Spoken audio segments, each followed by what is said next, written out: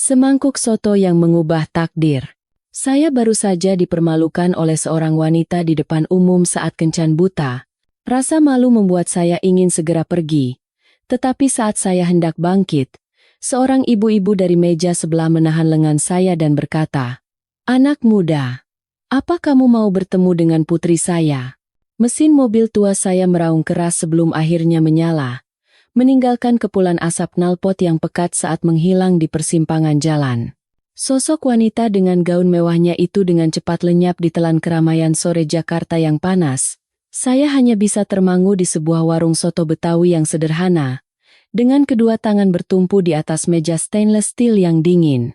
Semangkuk soto Betawi yang tadinya mengepul panas kini sudah dingin, lapisan lemak dan santan mulai membeku di permukaannya.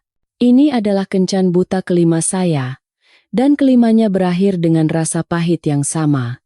Namanya Clara, seorang staf administrasi di sebuah perusahaan impor-ekspor, 4 tahun lebih muda dari saya.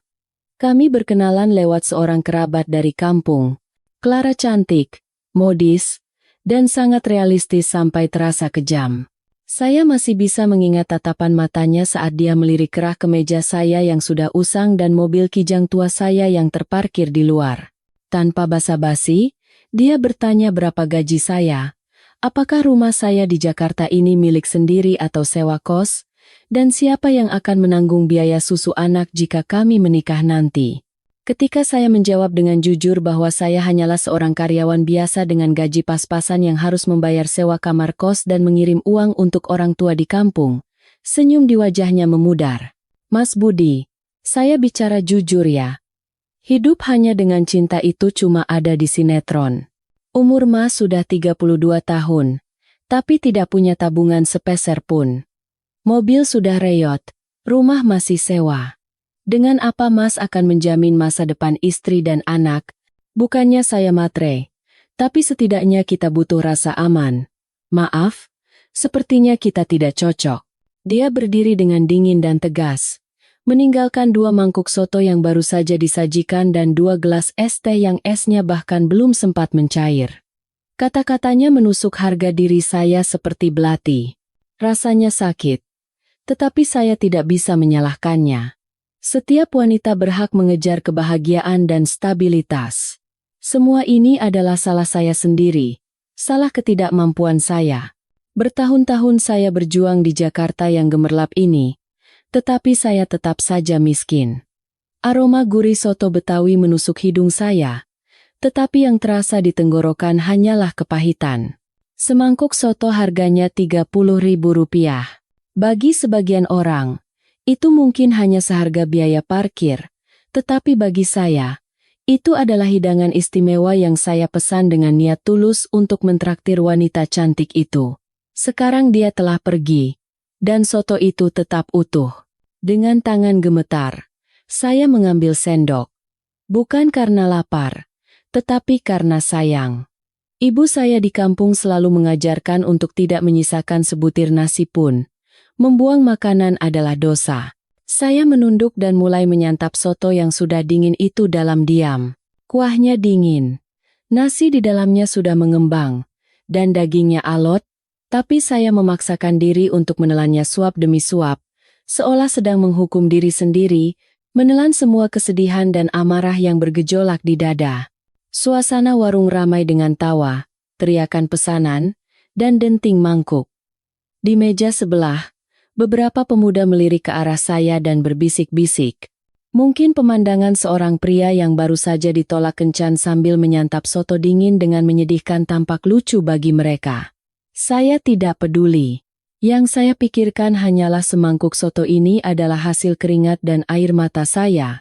Bahkan sepotong daun bawang pun tidak boleh tersisa. Saya menghabiskan mangkuk itu hingga bersih. Tak menyisakan setetes kuah atau sepotong acar pun. Saya meletakkan sendok dengan rapi, memandangi mangkuk yang bersih seolah baru dicuci.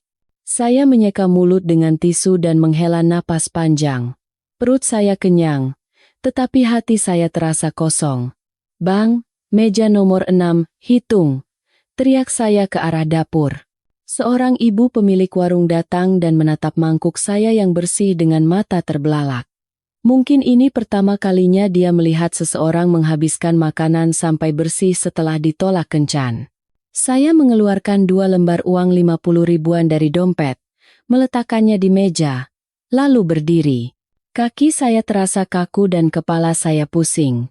Saya berjalan gontai menuju pintu keluar. Terik matahari pukul 12 siang membuat mata saya silau. Mengapa hidup ini begitu pahit? Bisakah saya bertemu wanita yang tidak memandang materi dan hanya melihat ketulusan hati? Mungkin itu hanyalah mimpi kosong bagi pria miskin dan tak berarti seperti saya. Tepat saat saya akan masuk ke mobil tua saya yang terjepit di antara mobil-mobil mewah, sebuah suara yang hangat dan ramah terdengar dari belakang, menghentikan langkah saya yang berat. "Mas, tunggu sebentar. Boleh saya bicara?" Saya berbalik dan melihat seorang ibu berusia sekitar 60-an berdiri di sana. Rambutnya yang mulai memutih, wajahnya yang teduh, dan kerutan dalam di sudut matanya memberikan kesan yang mendalam. Ibu itu tersenyum kepada saya. Pakaiannya sederhana, dan di tangannya ada sebuah kipas kecil. Saya bingung. Tidak tahu mengapa beliau memanggil saya. Apa mungkin uang saya kurang? "Iya, Bu." Ibu memanggil saya. Ibu itu mengangguk dan mendekat. Tatapannya sama sekali tidak menghakimi atau meremehkan. Sebaliknya, tatapannya terasa begitu hangat, seperti tatapan ibu saya di kampung. Tadi saya duduk di meja sebelah. Saya dengar semua percakapan Mas dengan baknya. "Jangan terlalu sedih. Ya, kalau satu pintu tertutup, biasanya pintu lain akan terbuka." Saya menunduk. Rasa malu kembali menyergap. Ternyata ada orang asing yang menyaksikan momen kegagalan saya dari awal hingga akhir. Rasanya ingin sembunyi di lubang tikus. "Tidak apa-apa, Bu. Terima kasih. Saya sudah terbiasa." "Mungkin memang sudah nasib saya begini," jawab saya lemas sambil memainkan kunci mobil. Tetapi ibu itu tidak membiarkan saya pergi begitu saja. Beliau mendekat dan berkata dengan suara pelan namun tegas, "Jangan merendahkan dirimu seperti itu, Nak. Penglihatan saya tentang orang biasanya tidak salah. Bak tadi meninggalkanmu itu justru berkah buatmu. Orang yang tidak tahu cara menghargai orang lain tidak akan pernah bahagia dalam rumah tangga. Saya perhatikan dari tadi. Kamu ini anak yang baik." Saya mengangkat kepala, menatapnya dengan heran. "Anak baik? Saya, Bu? Pengangguran berumur 32 tahun yang tidak punya rumah dan baru saja dicampakkan karena miskin ini anak baik? Kenapa ibu bisa berkata begitu?" Saya bahkan ragu untuk mentraktir seorang wanita semangkuk soto. Ibu itu tersenyum lembut. Lalu, beliau menunjuk ke dalam warung, ke arah meja saya di mana mangkuk soto yang bersih itu masih berada.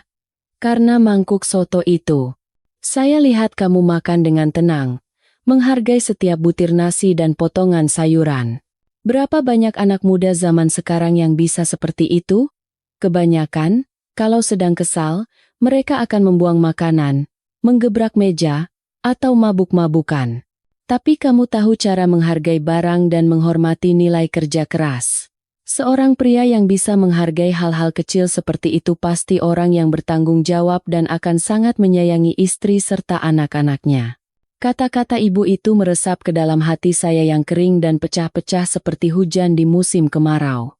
Ini adalah pertama kalinya seseorang mengenali nilai diri saya dari sebuah tindakan kecil yang tidak saya sadari.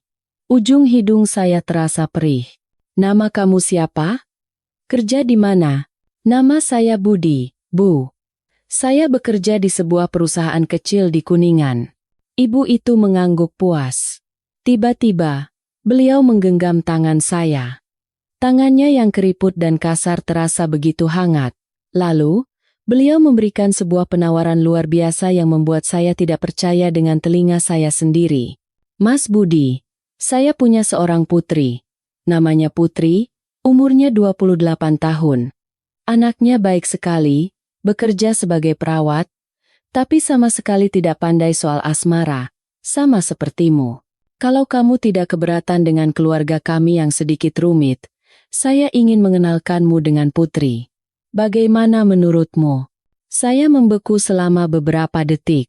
Di tengah Jakarta yang keras dan penuh penipu ini, seorang ibu yang baru saya temui menawarkan putrinya kepada seorang pria miskin yang baru saja dicampakkan. Ini terdengar seperti cerita dongeng atau lelucon yang kejam. Namun, melihat tatapan tulus dan penuh harap di mata ibu itu, saya tahu beliau tidak bercanda. Tapi, Bu, saya benar-benar miskin. Saya takut akan membuat putri ibu menderita. Ibu itu melambaikan tangannya dan tersenyum cerah. Tidak punya uang bisa dicari. Tapi kalau karakternya yang miskin, itu tidak bisa diperbaiki. Keluarga kami tidak butuh menantu kaya.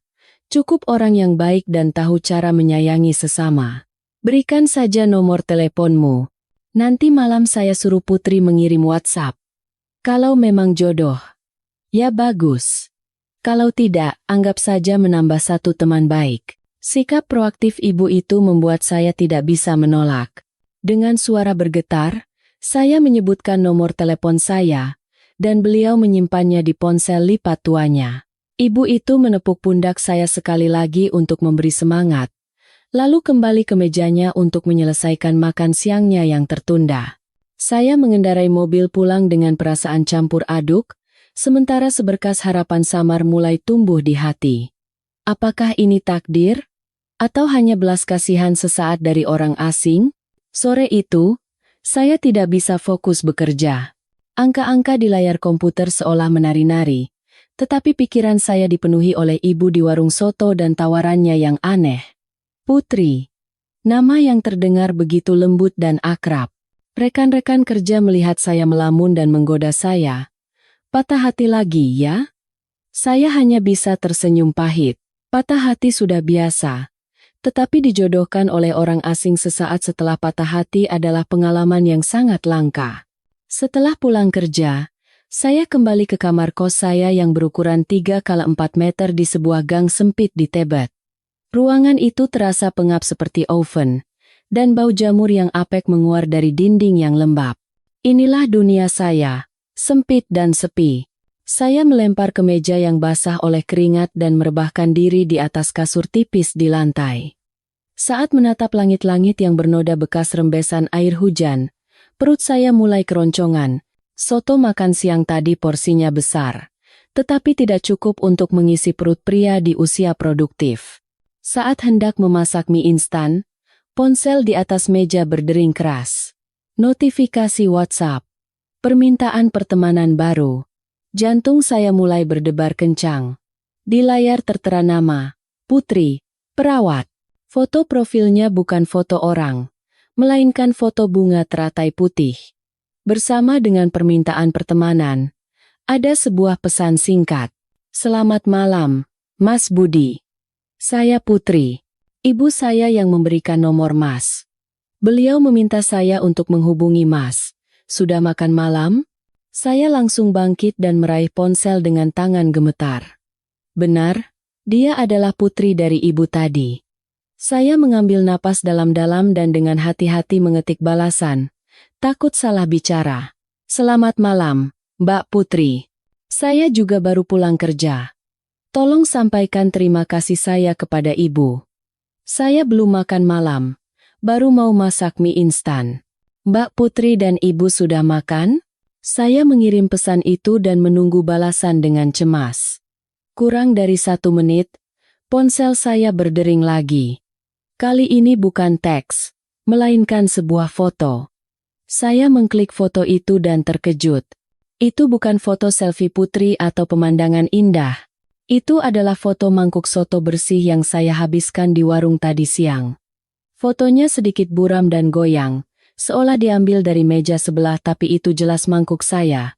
Di samping mangkuk itu, tangan saya yang sedang memegang tisu juga ikut terfoto. Bersama foto itu, pesan dari Putri tiba. Ibu mengirimkan foto ini, dan ayah saya memuji Mas Budi habis-habisan, katanya. Zaman sekarang sulit sekali mencari anak muda yang menghabiskan makanannya sebersih ini di warung. Orang yang menghargai makanan pasti hatinya baik dan lurus. Jangan merasa terbebani, ya. Keluarga kami semua berpikir positif tentang Mas. Membaca pesan itu, saya merasakan aliran hangat menjalar di dada.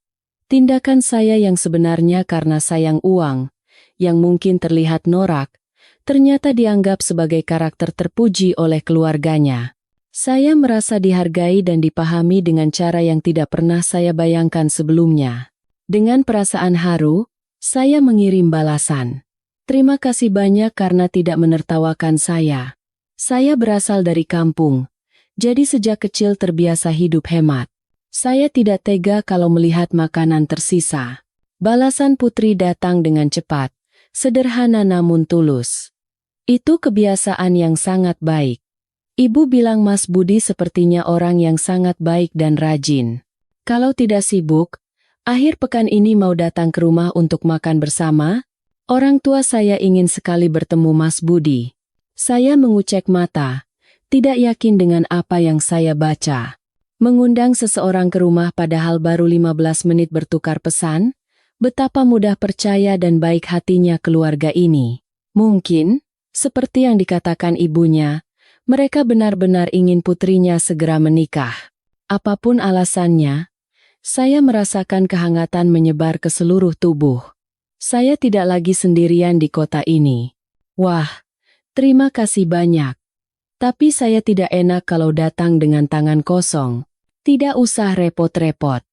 Mas datang saja sudah membuat orang tua saya senang. Rumah kami di sebuah rumah petak tua di Jatinegara. Nanti saya kirim alamatnya. Saya menatap alamat yang dikirim Putri dengan perasaan gembira, bersemangat, dan sedikit gugup. Saya melihat sekeliling kamar kos saya yang kumuh dan menatap bayangan saya di cermin. Wajah yang kuyu karena cemas soal uang dan mata yang lelah. Bisakah saya memenuhi kepercayaan keluarga itu? Namun, kata-kata penyemangat dari ibu tadi siang terngiang di telinga saya. Kalau satu pintu tertutup, pintu lain akan terbuka. Mungkin inilah pintu baru dalam hidup saya. Malam itu, saya bermimpi. Bukan lagi mimpi buruk dikejar tagihan listrik dan air.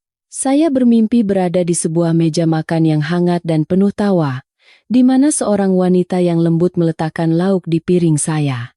Beberapa hari berikutnya, saya dan Putri semakin sering bertukar pesan. Melalui pesan-pesan singkat saat istirahat makan siang atau larut malam setelah dia selesai dinas malam, saya jadi lebih banyak tahu tentangnya. Putri adalah seorang perawat di UGD, pekerjaan yang berat, penuh stres, dan seringkali harus begadang. Gaya bicaranya tidak semanis atau semanja wanita lain yang pernah saya temui. Dia realistis, dewasa, dan lebih bijaksana dari usianya. Dia bertanya tentang pekerjaan dan kesehatan saya, mengingatkan saya untuk tidak terlalu sering makan mie instan karena tidak baik untuk tubuh, dan menyarankan untuk banyak minum air putih. Perhatian-perhatian kecil seperti itu meresap ke dalam hati saya yang kering, perlahan-lahan melembutkannya. Dari cerita ibunya, saya samar-samar menduga ada sesuatu yang rumit dalam keluarganya, tetapi saya tidak berani bertanya lebih dalam. Saya ingin mendengarnya langsung saat kami bertemu. Akhirnya hari Minggu tiba.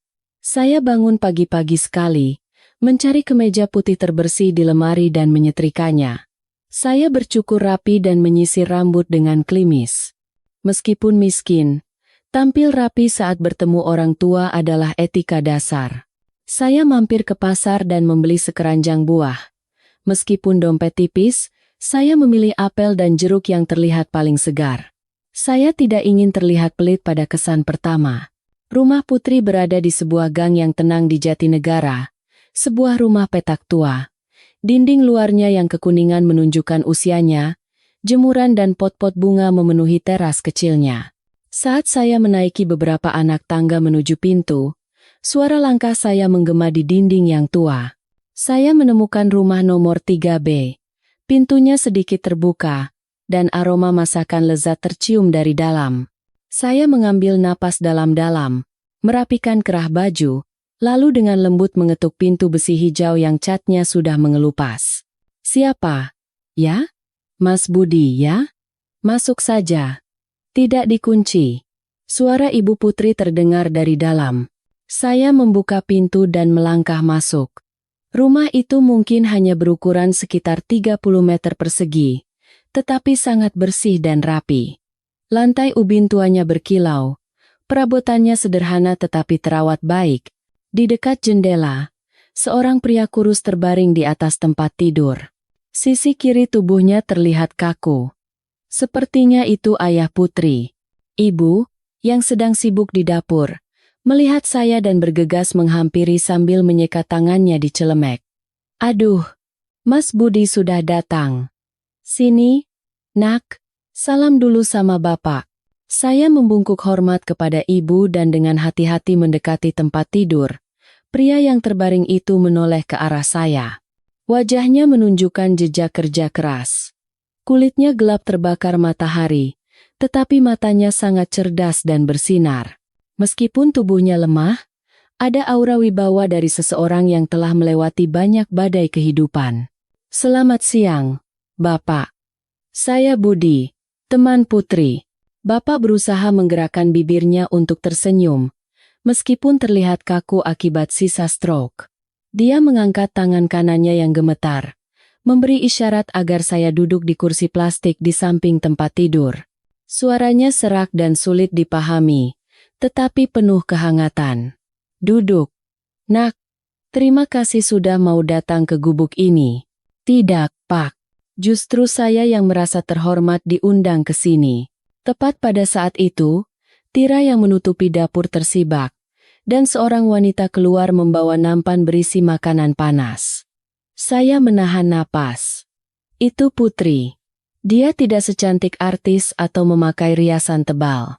Dia hanya mengenakan daster rumahan yang nyaman, dengan rambut hitam panjangnya diikat rapi. Wajahnya polos tanpa riasan, tetapi bersih, dan matanya yang besar dan hitam memancarkan kelembutan. Putri melihat saya, pipinya sedikit memerah, dan dia mengangguk pelan. Mas Budi, sudah lama datang? Ngobrol saja dulu sama bapak ya. Sebentar lagi makanannya siap.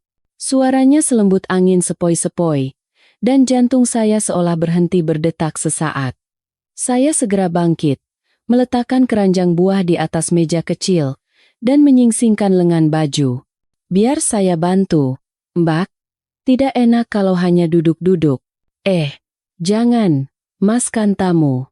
Sudah, ngobrol saja sama Bapak. Bapak dari pagi sudah menunggu Mas Budi. Putri tersenyum. Senyumnya seperti sinar matahari yang menerangi seisi rumah tua itu. Saya kembali duduk di samping Bapak. Bapak menatap saya lekat-lekat, lalu menunjuk ponsel tuanya yang tergeletak di atas bantal. Buka foto itu. Saya mengerti maksudnya dan membuka percakapan WhatsApp kami. Foto mangkuk soto yang bersih muncul di layar. Bapak memandang foto itu dan saya bergantian, lalu mengangguk-angguk. Air mata menggenang di sudut matanya yang berkerut. Bagus, bagus sekali. Anak muda sekarang sombong, membuang makanan. Kamu tahu arti makanan, pasti bisa jadi kepala keluarga. Jangan remehkan anak saya karena miskin, ya? Saya menggenggam tangan Bapak yang kurus dan tinggal tulang. Dari getarannya, saya bisa merasakan harapan yang beliau gantungkan pada saya. Ujung hidung saya kembali perih. Bapak yang terbaring sakit tidak bisa melakukan apa-apa untuk putrinya. Tetapi dengan sisa kekuatannya, beliau berusaha mencarikan pria yang baik untuknya. Bapak, saya juga anak petani. Saya tahu betul nilai sebutir nasi. Justru saya yang khawatir akan membuat Mbak Putri menderita karena kemiskinan saya. Mana mungkin saya berani meremehkannya. Bapak menggeleng dan dengan susah payah mengucapkan kata demi kata. Kayak itu takdir Tuhan, yang penting hatinya. Kalau hatinya ada, semua bisa dilakukan. Saya percaya padamu. Makan siang hari itu terasa luar biasa hangat dan akrab. Hanya ada sayur asem, ikan asin, tempe goreng, dan sambal terasi, tetapi rasanya lebih lezat dari hidangan mewah manapun. Ibu terus-menerus menambahkan lauk ke piring saya, bercerita tentang bagaimana dulu beliau bertemu Bapak, dan betapa keras kepalanya Putri saat masih kecil. Putri duduk di samping saya, sesekali melirik dengan malu-malu sambil tersenyum, dan kadang-kadang bangkit untuk menyeka mulut ayahnya dan menyuapinya dengan telaten. Melihat cara Putri merawat ayahnya, Saya mengerti mengapa dia belum menikah. Beban keluarga di pundak kecilnya begitu berat. Namun, yang terpancar darinya bukanlah kesedihan, melainkan cinta yang tak terbatas. Setelah makan, saat saya hendak membereskan piring, Putri menahan saya. Biar saya saja, Mas kan tamu. Saya jago cuci piring, kok. Di kos juga saya yang kerjakan semuanya. Kalau berdua kan cepat selesai. Saya dengan tegas membawa piring-piring itu ke wastafel kecil di area belakang. Putri tidak bisa mencegah saya dan ikut menyusul untuk membilas piring. Berdiri berdampingan di area cuci yang sempit. Angin sepoi-sepoi masuk, menerbangkan rambutnya. Aroma sampo yang lembut membuat hati saya berdebar. Mas Budi, Putri tiba-tiba angkat bicara. Suaranya sedikit berat. Dia berhenti membilas piring. Sekarang Mas sudah lihat kan, keadaan keluarga kami. Ayah saya sudah 3 tahun lumpuh separuh karena stroke. Ibu juga punya rematik parah. Tidak bisa berdiri lama. Semua, dari ekonomi sampai merawat orang tua, jadi tanggungan saya. Saya takut Mas Budi akan merasa ini semua jadi beban. Saya berhenti bekerja dan menatap lurus ke matanya. Di matanya, ada kekhawatiran, ketakutan, dan rasa rendah diri. Dia takut saya akan pergi seperti pria-pria lain, setelah melihat orang tuanya yang sakit dan keluarganya yang miskin. Mbak Putri, jujur saja, saya juga orang yang tidak punya apa-apa. Saya hidup dari hari ke hari. Tapi hari ini, melihat bagaimana Mbak berbakti pada orang tua, saya sangat terharu. Putri yang berbakti seperti ini pasti akan jadi istri dan ibu yang baik. Saya ragu sejenak, lalu mengeluarkan kata-kata yang datang dari lubuk hati. Saya tidak bisa janji akan membuat Mbak Putri kaya raya sekarang. Tapi kalau Mbak Putri tidak menyalahkan kemiskinan saya bersedia memikul beban itu bersama-sama. Entah itu makan nasi dengan lauk seadanya, kita hadapi bersama. Saya tidak takut miskin, Mbak. Yang saya takutkan adalah kesepian. Putri menatap saya. Matanya berkaca-kaca. Akhirnya, dia tersenyum. Senyum yang ringan dan cerah, seolah baru saja melepaskan beban bertonton. Terima kasih, Mas Budi. Buat saya, itu sudah cukup. Pada saat itu, di tengah suara bising kendaraan dari jalanan dan aroma sabun cuci piring, saya sadar telah menemukan tempat peristirahatan saya dalam hidup. Semangkuk soto yang dihabiskan sampai bersih, seorang wanita yang berbakti, dan 2 jiwa yang kesepian telah saling menemukan di tengah luasnya Jakarta. Namun, saya tidak tahu bahwa di depan kami, badai dahsyat yang akan menguji hati manusia sampai batasnya telah menanti. Sore itu berlalu begitu cepat. Senja mulai turun, dan lampu-lampu jalan di luar jendela tua mulai menyala satu persatu. Jam dinding menunjukkan pukul 7 malam. Meskipun berat meninggalkan suasana hangat ini, saya tahu Bapak perlu istirahat dan Ibu perlu waktu untuk membereskan rumah. Saya pun pamit. Saya berpamitan kepada kedua orang tuanya. Bapak berusaha bangkit dari tempat tidur dan mengangguk kepada saya. Tatapannya penuh dengan rasa enggan melepas saya pergi. Ibu berlari ke dapur, dan setelah beberapa saat, beliau kembali membawa kantong plastik merah berisi sebuah toples kaca. Ibu meletakkan kantong itu di tangan saya dan berkata dengan lembut, seolah kepada anak lelakinya yang akan pergi jauh. Ini dibawa, ya, buat makan sama nasi. Ini acar buatan Ibu sendiri. Ada acar timun, wortel, bawang. Anak muda kalau pulang kerja kan capek, seringnya makan mie instan atau pesan online. Kalau ada acar ini, makan sama nasi putih saja sudah enak, makan sama mie juga jadi lebih segar. Saya memegang toples acar itu, dan beratnya terasa seperti bertonton. Ini bukan sekadar makanan. Ini adalah ketulusan dan kehangatan hati seorang ibu kepada tamu asing yang baru pertama kali ditemuinya. Di kota besar ini, orang-orang saling memberi hadiah mahal, minuman impor, atau kue mewah. Tapi tidak pernah ada yang memberi saya acar buatan sendiri seperti ini. Saya teringat ibu saya di kampung. Beliau juga selalu membungkuskan bekal seperti ini, sebotol sambal, sebungkus kerupuk dengan penuh kasih sayang. Terima kasih banyak, Bu. Akan saya makan baik-baik. Rasanya sayang sekali untuk dihabiskan. Candaan saya membuat seisi keluarga tertawa. Ibu menepuk bahu saya dan berkata, makan saja sepuasnya. Kalau habis nanti dibuatkan lagi. Putri mengantar saya sampai ke bawah. Gang di malam hari terasa sunyi. Hanya suara jangkrik yang terdengar dari sela-sela rumput liar. Kami berjalan berdampingan. Tanpa kata tetapi hati terasa damai. Di bawah lampu jalan, bayangan kami memanjang. Putri berjalan di sisi dalam, memberikan ruang agar saya lebih mudah mengeluarkan mobil. Sebuah perhatian kecil yang sangat berarti. Di depan mobil saya yang terparkir, Putri berhenti. Dengan mata berbinar di bawah lampu jalan, dia berkata dengan suara lembut, hati-hati di jalan. Ya, Mas. Hari ini orang tua saya senang sekali. Sudah lama sekali, ayah tidak tertawa sebanyak tadi. Terima kasih sudah memberikan waktu yang menyenangkan untuk keluarga kami. Saya ingin menggenggam tangan kecilnya, tetapi rasa malu membuat saya tidak berani. Saya hanya bisa menggaruk belakang kepala dan tersenyum canggung. Justru saya yang berterima kasih. Masakan tadi malam benar-benar enak. Jauh lebih enak dari soto Betawi. Cepat masuk, Mas. Nanti digigit nyamuk. Saya menyalakan mesin mobil, melambai pada Putri, lalu melaju. Angin malam yang sejuk menerpa wajah, tetapi hati saya terasa luar biasa hangat. Kantong plastik berisi acar yang saya gantungkan di tuas transmisi beradu dengan badan mobil, menghasilkan bunyi gemerincing yang merdu.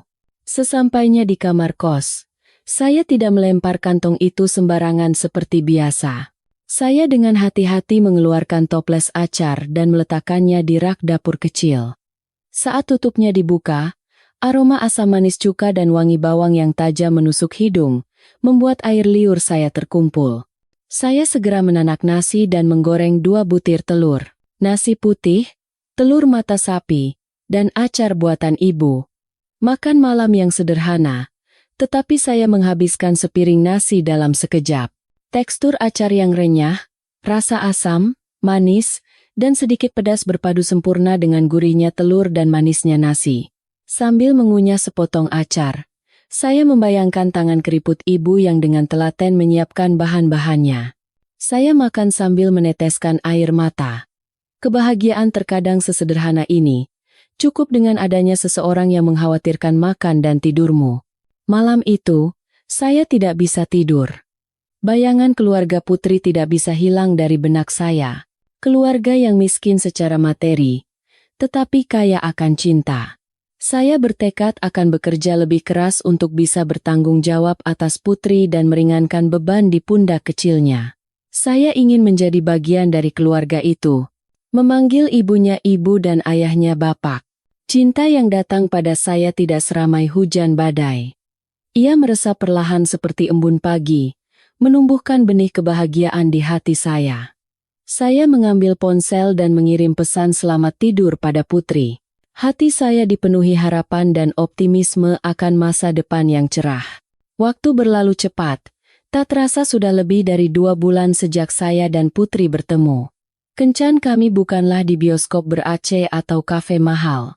Kami lebih sering berjalan-jalan di taman di bawah rindangnya pepohonan, atau saya datang ke rumahnya untuk memperbaiki lemari tua dan membantu latihan rehabilitasi bapak. Cinta kami tumbuh di tengah kesederhanaan seperti itu. Saya sudah mulai dikenal oleh para tetangga di lingkungan Putri. Mereka semua memuji ibu Putri karena mendapatkan calon menantu yang baik dan rajin. Setiap kali orang-orang memanggil saya calon mantunya Bu Putri, hati saya terasa melambung. Suatu akhir pekan, langit Jakarta yang tadinya cerah tiba-tiba mendung dan hujan deras turun. Butiran hujan besar menghantam wajah para pejalan kaki. Saya sedang lembur di kantor ketika telepon dari Putri masuk. Suaranya panik, bergetar, dan bercampur dengan suara hujan serta klakson mobil. Mas Budi, di mana? Mobilku mogok di dekat Jalan Gatot Subroto. Aku baru pulang dari kontrol rutin ayah. Hujannya deras sekali. Ayah kehujanan dan kedinginan. Aku tidak tahu harus bagaimana. Mendengar itu, jantung saya seolah jatuh. Daerah itu terkenal sebagai langganan banjir. Dengan hujan seperti ini, jalanan pasti tergenang. Bapak yang fisiknya lemah kehujanan, ini bisa jadi masalah besar. Tanpa pikir panjang, saya mematikan komputer, mengambil jas hujan, dan berlari keluar kantor. Aku ke sana sekarang. Bawa ayah ke tempat yang ada atapnya dulu. Jangan sampai basah kuyup. Tunggu 15 menit. Saya memacu mobil menembus hujan yang turun seperti ditumpahkan dari langit. Air hujan menghantam kaca depan dengan keras. Pandangan saya kabur, tetapi saya berusaha sekuat tenaga untuk melihat jalan. Jalanan macet total, mobil-mobil tak bergerak. Saya menyalip di antara mobil-mobil yang terjebak, bahkan naik ke trotoar, tidak peduli dengan cipratan air lumpur. Sesampainya di lokasi, saya melihat Putri meringkuk di bawah kanopi kecil sebuah toko yang tutup. Mobil tuanya sudah setengah terendam air. Bapak duduk di kursi plastik, sepertinya dipinjami oleh pemilik toko yang baik hati. Seluruh tubuhnya gemetar hebat, bibirnya membiru. Putri berusaha melindungi ayahnya dari terpaan angin dengan tubuhnya. Jas hujan tipisnya tidak cukup untuk melindungi mereka berdua. Saya segera memarkir mobil dan berlari menghampiri. Putri, Bapak tidak apa-apa? Melihat saya, wajah Putri dipenuhi kelegaan, dan air mata bercampur dengan air hujan mengalir di pipinya. Mas Budi. Ayah kedinginan sekali, tubuhnya mulai kaku. Aku takut dia kejang. Saya melepaskan jaket tebal yang saya kenakan dan menyelimuti Bapak, lalu memijat tangan dan kakinya untuk menghangatkan. Tubuh Bapak sedingin es, tidak ada waktu lagi. Aku gendong Bapak. Kita cari taksi. Taksi tidak bisa masuk ke sini karena airnya terlalu dalam. Kita harus jalan ke jalan raya. Kamu titipkan mobil sebentar ke warga sekitar. Tanpa menunggu jawaban, saya mengangkat Bapak ke punggung saya. Bapak kurus, tetapi tulangnya terasa berat, ditambah lagi dengan pakaiannya yang basah. Namun, pada saat itu, saya merasa memiliki kekuatan super. Saya melangkah menembus genangan air hitam yang berbau busuk setinggi lutut. Putri berjalan di samping, memayungi kami dan menopang punggung ayahnya. Ayah, sabar ya, sebentar lagi kita dapat mobil. Saya berusaha menyemangati Bapak. Tetapi suara saya tenggelam oleh deru hujan. Bapak menyandarkan kepalanya di bahu saya. Napasnya lemah tetapi hangat. Saya mengertakkan gigi dan melangkah hati-hati, takut tergelincir. Syukurlah, sesampainya di jalan raya, kami berhasil mendapatkan taksi. Saya dengan hati-hati mendudukan Bapak di kursi belakang, dan Putri memeluknya. Saya duduk di depan dan meminta sopir untuk melaju secepat mungkin. Sesampainya di rumah, kami bergantian mengeringkan tubuh Bapak, mengganti pakaiannya, dan menyelimutinya. Ibu, yang menunggu dengan cemas, menangis lega melihat kami. Setelah Bapak minum obat dan tertidur, barulah saya bisa melihat keadaan saya sendiri. Pakaian saya basah kuyup dan penuh lumpur. Air menggenang di sepatu saya. Saya menggigil kedinginan. Putri membawakan pakaian tua ayahnya dan menyuruh saya mandi air hangat agar tidak masuk angin. Saat saya keluar dari kamar mandi, Putri sedang memasak teh jahe panas di dapur. Dia menatap saya. Matanya merah dan bengkak, tetapi penuh dengan rasa terima kasih dan cinta. Sini Mas, hangatkan badan dulu. Kalau tidak ada Mas Budi, aku benar-benar tidak tahu harus bagaimana. Mas benar-benar pahlawan keluarga kami. Saya duduk di samping Putri, menghangatkan tangan yang dingin di atas api kompor. Bukan apa-apa. Bapak kan sudah seperti ayahku sendiri. Aku yang lebih sedih melihat Bapak sakit. Lain kali, kalau mau pergi jauh atau ada urusan berat, telepon aku, ya. Jangan ditanggung sendiri. Putri mengangguk dan menyandarkan kepalanya di bahu saya. Di luar, hujan masih turun, tetapi di dalam kehangatan dapur kecil itu, badai di hati kami telah reda. Saya merangkul bahu kecil Putri. Saya bisa merasakan detak jantungnya menyatu dengan detak jantung saya. Hujan deras hari itu, alih-alih memisahkan kami, justru menjadi perekat yang menguatkan cinta kami. Namun, kebahagiaan itu hanya sesaat. Di tengah euforia cinta yang baru bersemi, sebuah guncangan yang lebih dahsyat dan kejam dari hujan badai manapun datang menerpa saya. Pagi itu, langit berwarna kelabu. Saya berangkat kerja dengan perasaan cemas karena ada rumor bahwa perusahaan akan melakukan restrukturisasi karena kinerja yang buruk. Namun, saya meyakinkan diri bahwa sebagai karyawan yang telah bekerja dengan setia selama bertahun-tahun, nama saya tidak akan ada di daftar PHK. Tetapi hidup memang tidak bisa ditebak. Siang itu, manajer HRD memanggil saya ke ruangannya. Melihat ekspresinya yang canggung, saya merasakan firasat buruk. Dia menyerahkan surat pemutusan hubungan kerja sambil berbelit-belit menjelaskan kondisi sulit perusahaan dan reorganisasi. Telinga saya berdengung.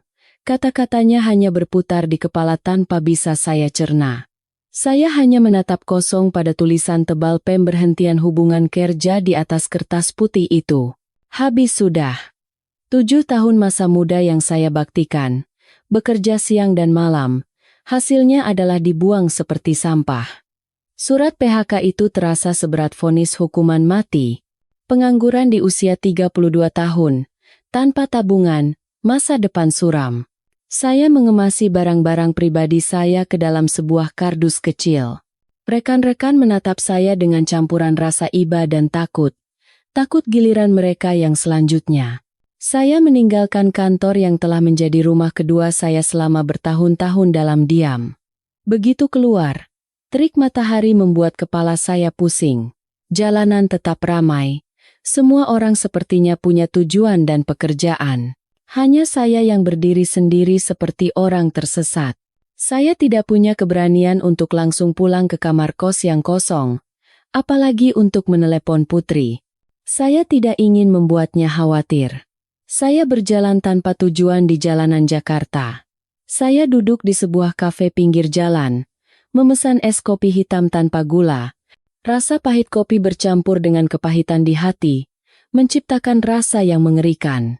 Melihat mobil-mobil yang lalu lalang, saya bingung memikirkan bagaimana harus hidup esok hari.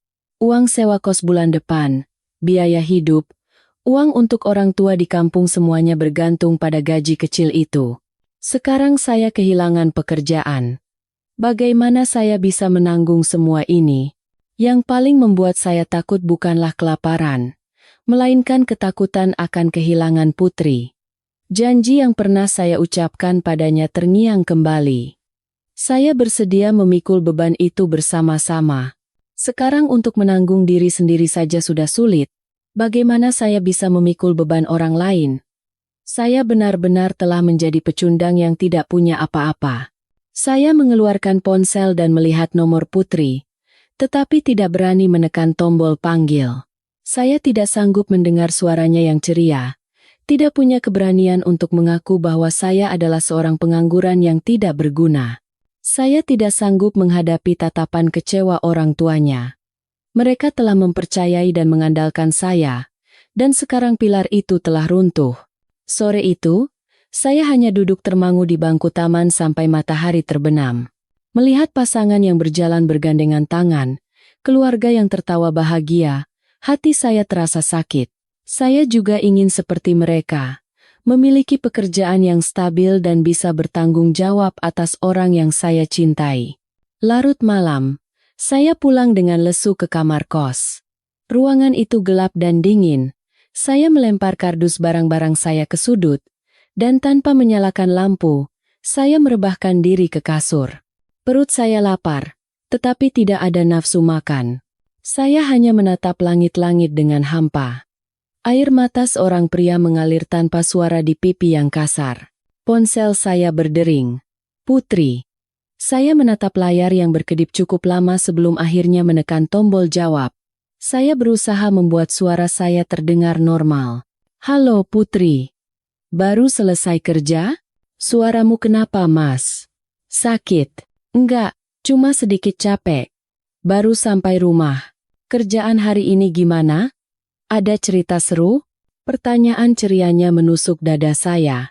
Tenggorokan saya tercekat. Biasa saja. Aku capek sekali. Mau tidur duluan ya. Kamu juga cepat tidur. Takut tangis saya pecah. Saya buru-buru menutup telepon. Saya berbohong padanya. Untuk pertama kalinya saya berbohong pada wanita yang saya cintai. Rasa bersalah dan tak berdaya menyelimuti saya dalam kegelapan pekat. Pepatah mengatakan, malang tak datang sendirian. Ternyata itu benar. Di tengah penderitaan karena kehilangan pekerjaan, badai lain datang dari kampung halaman. Kali ini, jauh lebih kencang dan menyakitkan. Telepon datang dari ibu saya. Biasanya beliau hanya menelepon di akhir pekan, tapi ini hari Selasa siang. Suara di seberang sana terdengar sangat serius dan tajam. Budi? Lagi apa kamu? Iya, Bu. Lagi istirahat habis makan siang. Saya berbohong. Kenyataannya, saya sedang mengunyah roti tawar kering di kamar kos. Cepat pulang ke kampung. Ada yang mau ibu bicarakan. Ada apa, Bu? Kerjaan lagi sibuk. Tidak bisa langsung pulang. Kerjaan apa? Ibu sudah dengar semuanya. Tadi Bu Lastri tetangga kita cerita. Dia baru pulang dari rumah sakit di Jakarta. Kamu sekarang pacaran sama anak namanya Putri, kan? Yang ayahnya lumpuh itu, kan? Jantung saya serasa berhenti berdetak. Bu Lastri adalah tetangga sekampung. Beliau pasti tidak sengaja melihat saya dan Putri, atau mendengar cerita dari seseorang. Di kampung, gosip menyebar lebih cepat dari angin. Iya, Bu. Masih dalam tahap perkenalan. Dia orang yang baik. Baik apanya? Kamu ini mau cari beban hidup ya? Ayahnya sudah bertahun-tahun terbaring. Ibunya juga sakit-sakitan. Kamu mau menikah sama dia terus merawat seluruh keluarganya. Keluarga kita saja sudah susah. Kalau kamu tambah beban seperti itu, kapan mau hidup enak? Kata-kata ibu seperti seember air dingin yang disiramkan ke wajah saya. Saya tahu ibu khawatir. Takut saya akan hidup susah. Beliau yang telah berjuang seumur hidup untuk membesarkan saya tentu berharap saya mendapatkan pasangan yang baik dan hidup nyaman. Tetapi kata-katanya yang tajam terasa menghina Putri dan cinta kami. Bu, Putri tidak salah. Dia anak yang berbakti dan rajin. Saya tulus mencintainya. Orang tuanya juga menyayangi saya seperti anak sendiri. Cinta. Apa cinta bisa bikin kenyang? Sadar nak. Menikah itu untuk bekerja sama mencari uang supaya hidup lebih baik, bukan untuk sama-sama masuk ke dalam lumpur. Ibu tidak setuju. Kalau kamu terus berhubungan dengan anak itu, jangan pernah injakan kakimu di rumah ini lagi. Anggap saja ibu tidak pernah punya anak sepertimu. Ibu berteriak di telepon, lalu memutusnya secara sepihak. Suara tut, tut, tut, terasa seperti silet yang mengiris hati saya. Saya duduk termangu. Ponsel terjatuh ke kasur. 2 baris air mata mengalir di pipi. Saya terjebak antara bakti dan cinta. Keduanya tidak bisa saya lepaskan. Dan keduanya terasa begitu menyakitkan.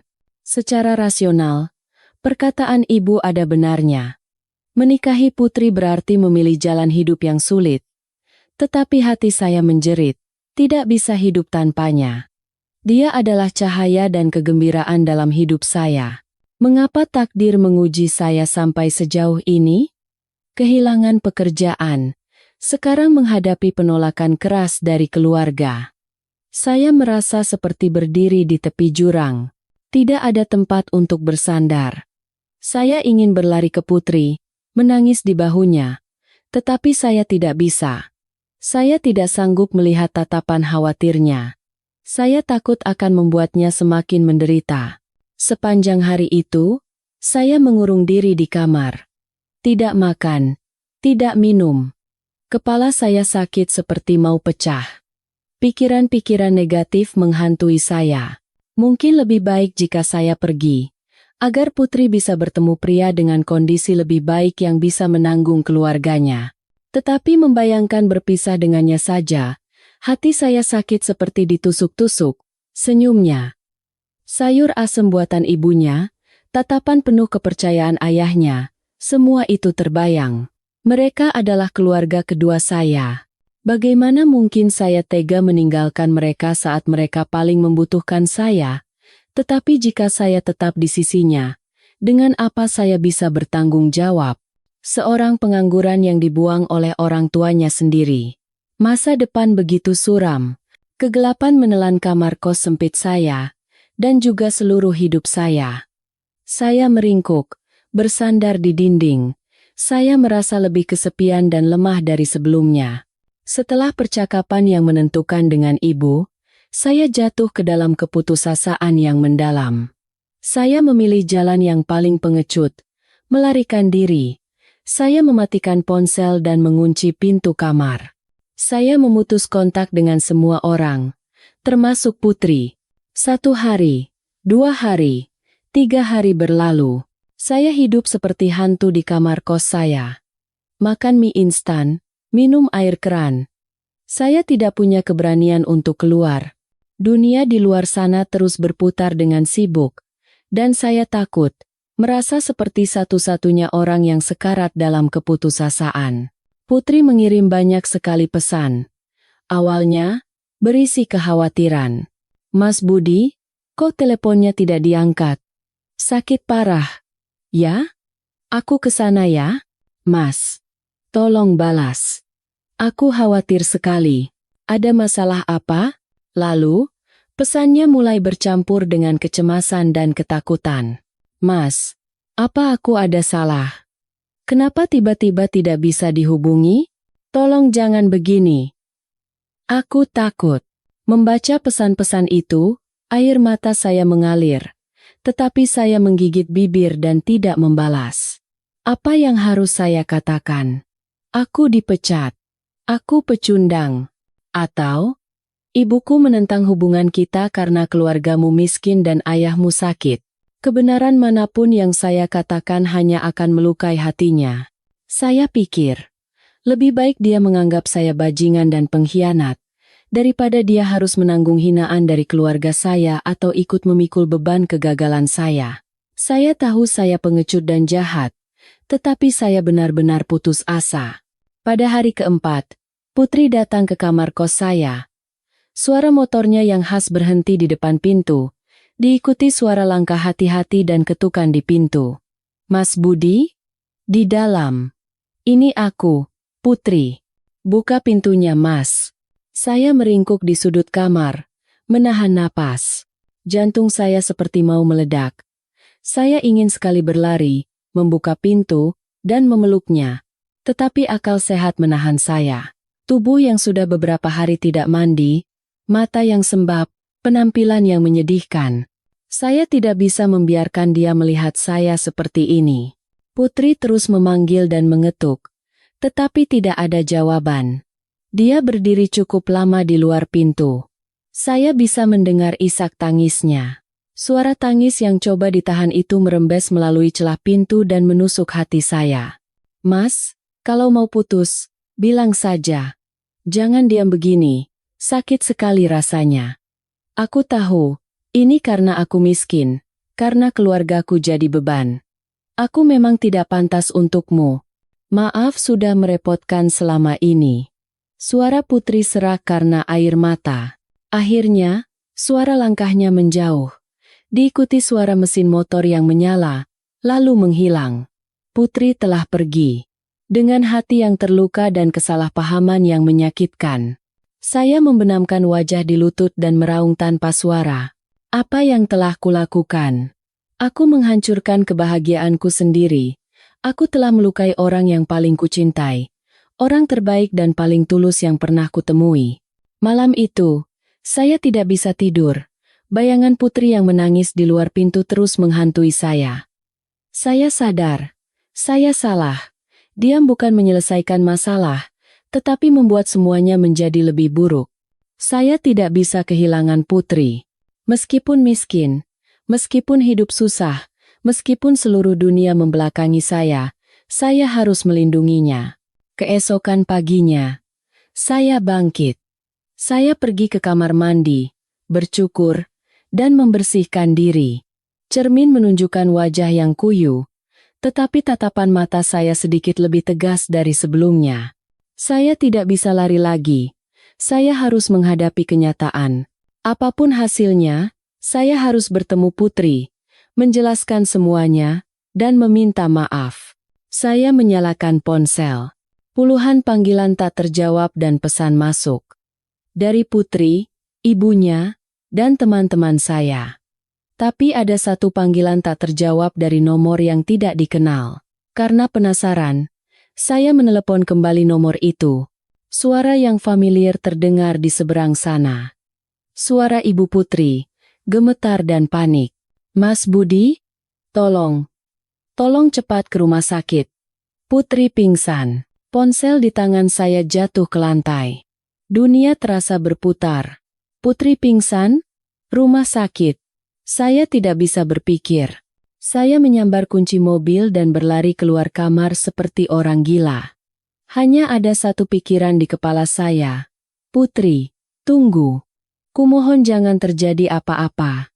Saya memacu mobil seperti orang gila di tengah kemacetan Jakarta. Klakson dari segala arah meraung. Tetapi di telinga saya hanya terdengar suara gemetar Ibu Putri. "Putri pingsan." Kata-kata itu terus menghantam kepala saya seperti palu. Saya menerobos lampu merah, menyelinap di antara mobil-mobil yang terjebak. Saya tidak peduli dengan makian pengemudi lain.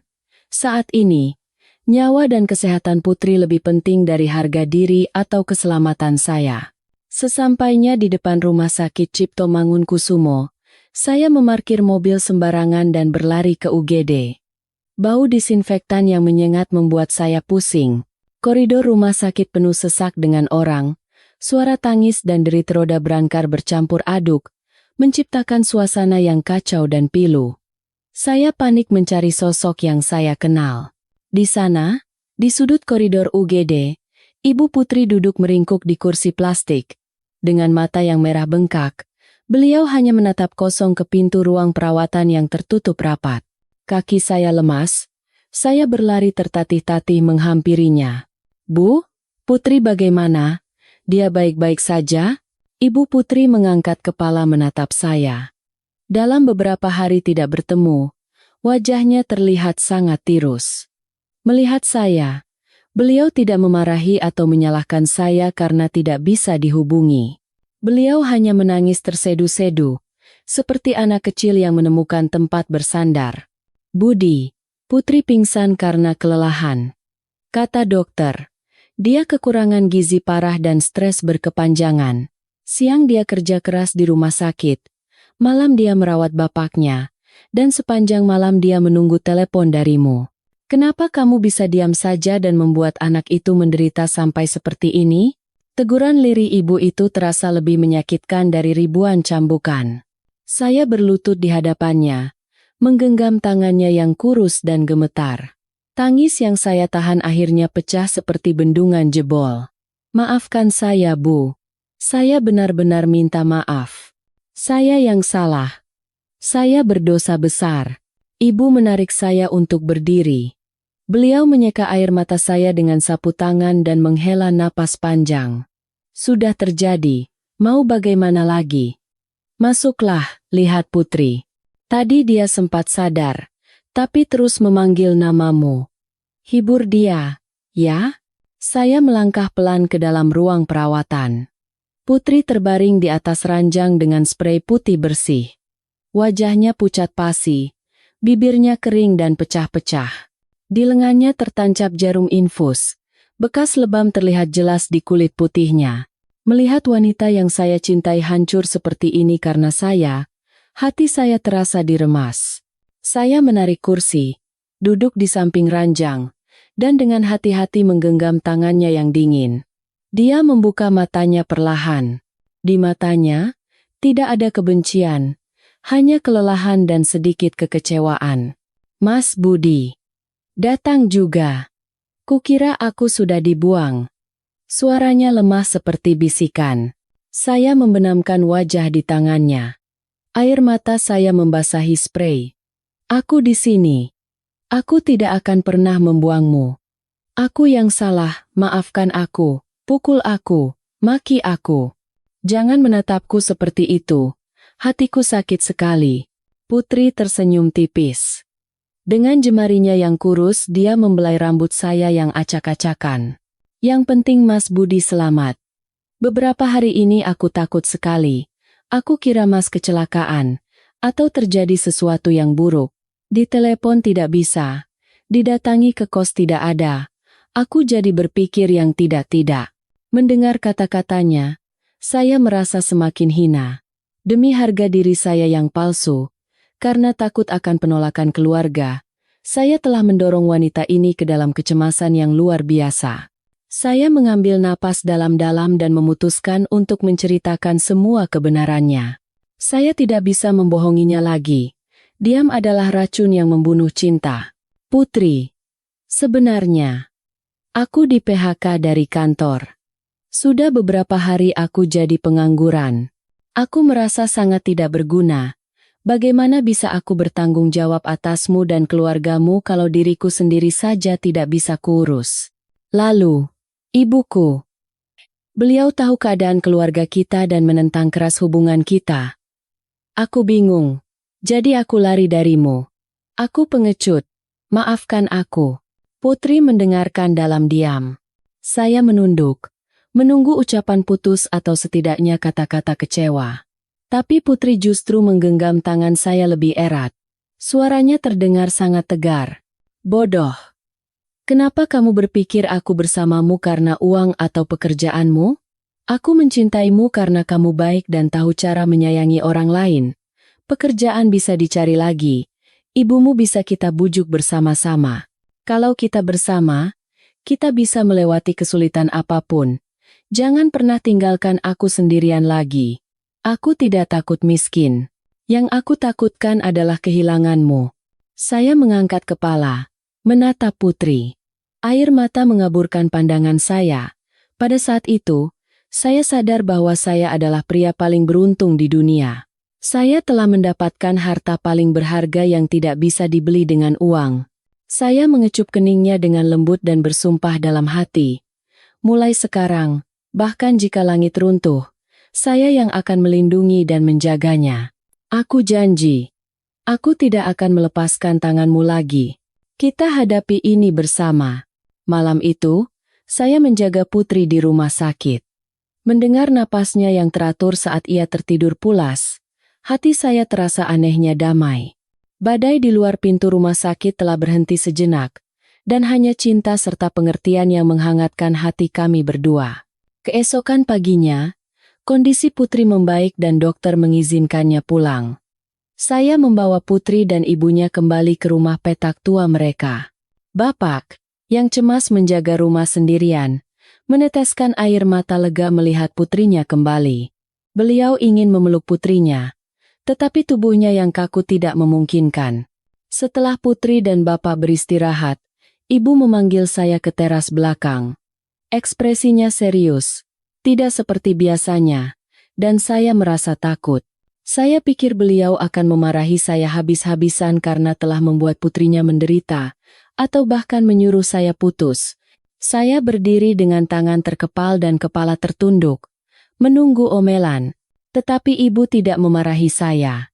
Dari saku dasternya yang lusuh, beliau mengeluarkan sebuah bungkusan kecil yang dibalut sapu tangan berlapis-lapis. Dengan tangan gemetar, ibu membuka bungkusan itu. Di dalamnya ada sebuah buku tabungan berwarna biru yang sudah usang. Ibu menyodorkan buku tabungan itu kepada saya. Matanya penuh dengan kepercayaan dan harapan. Budi, ibu sudah dengar semuanya dari Putri.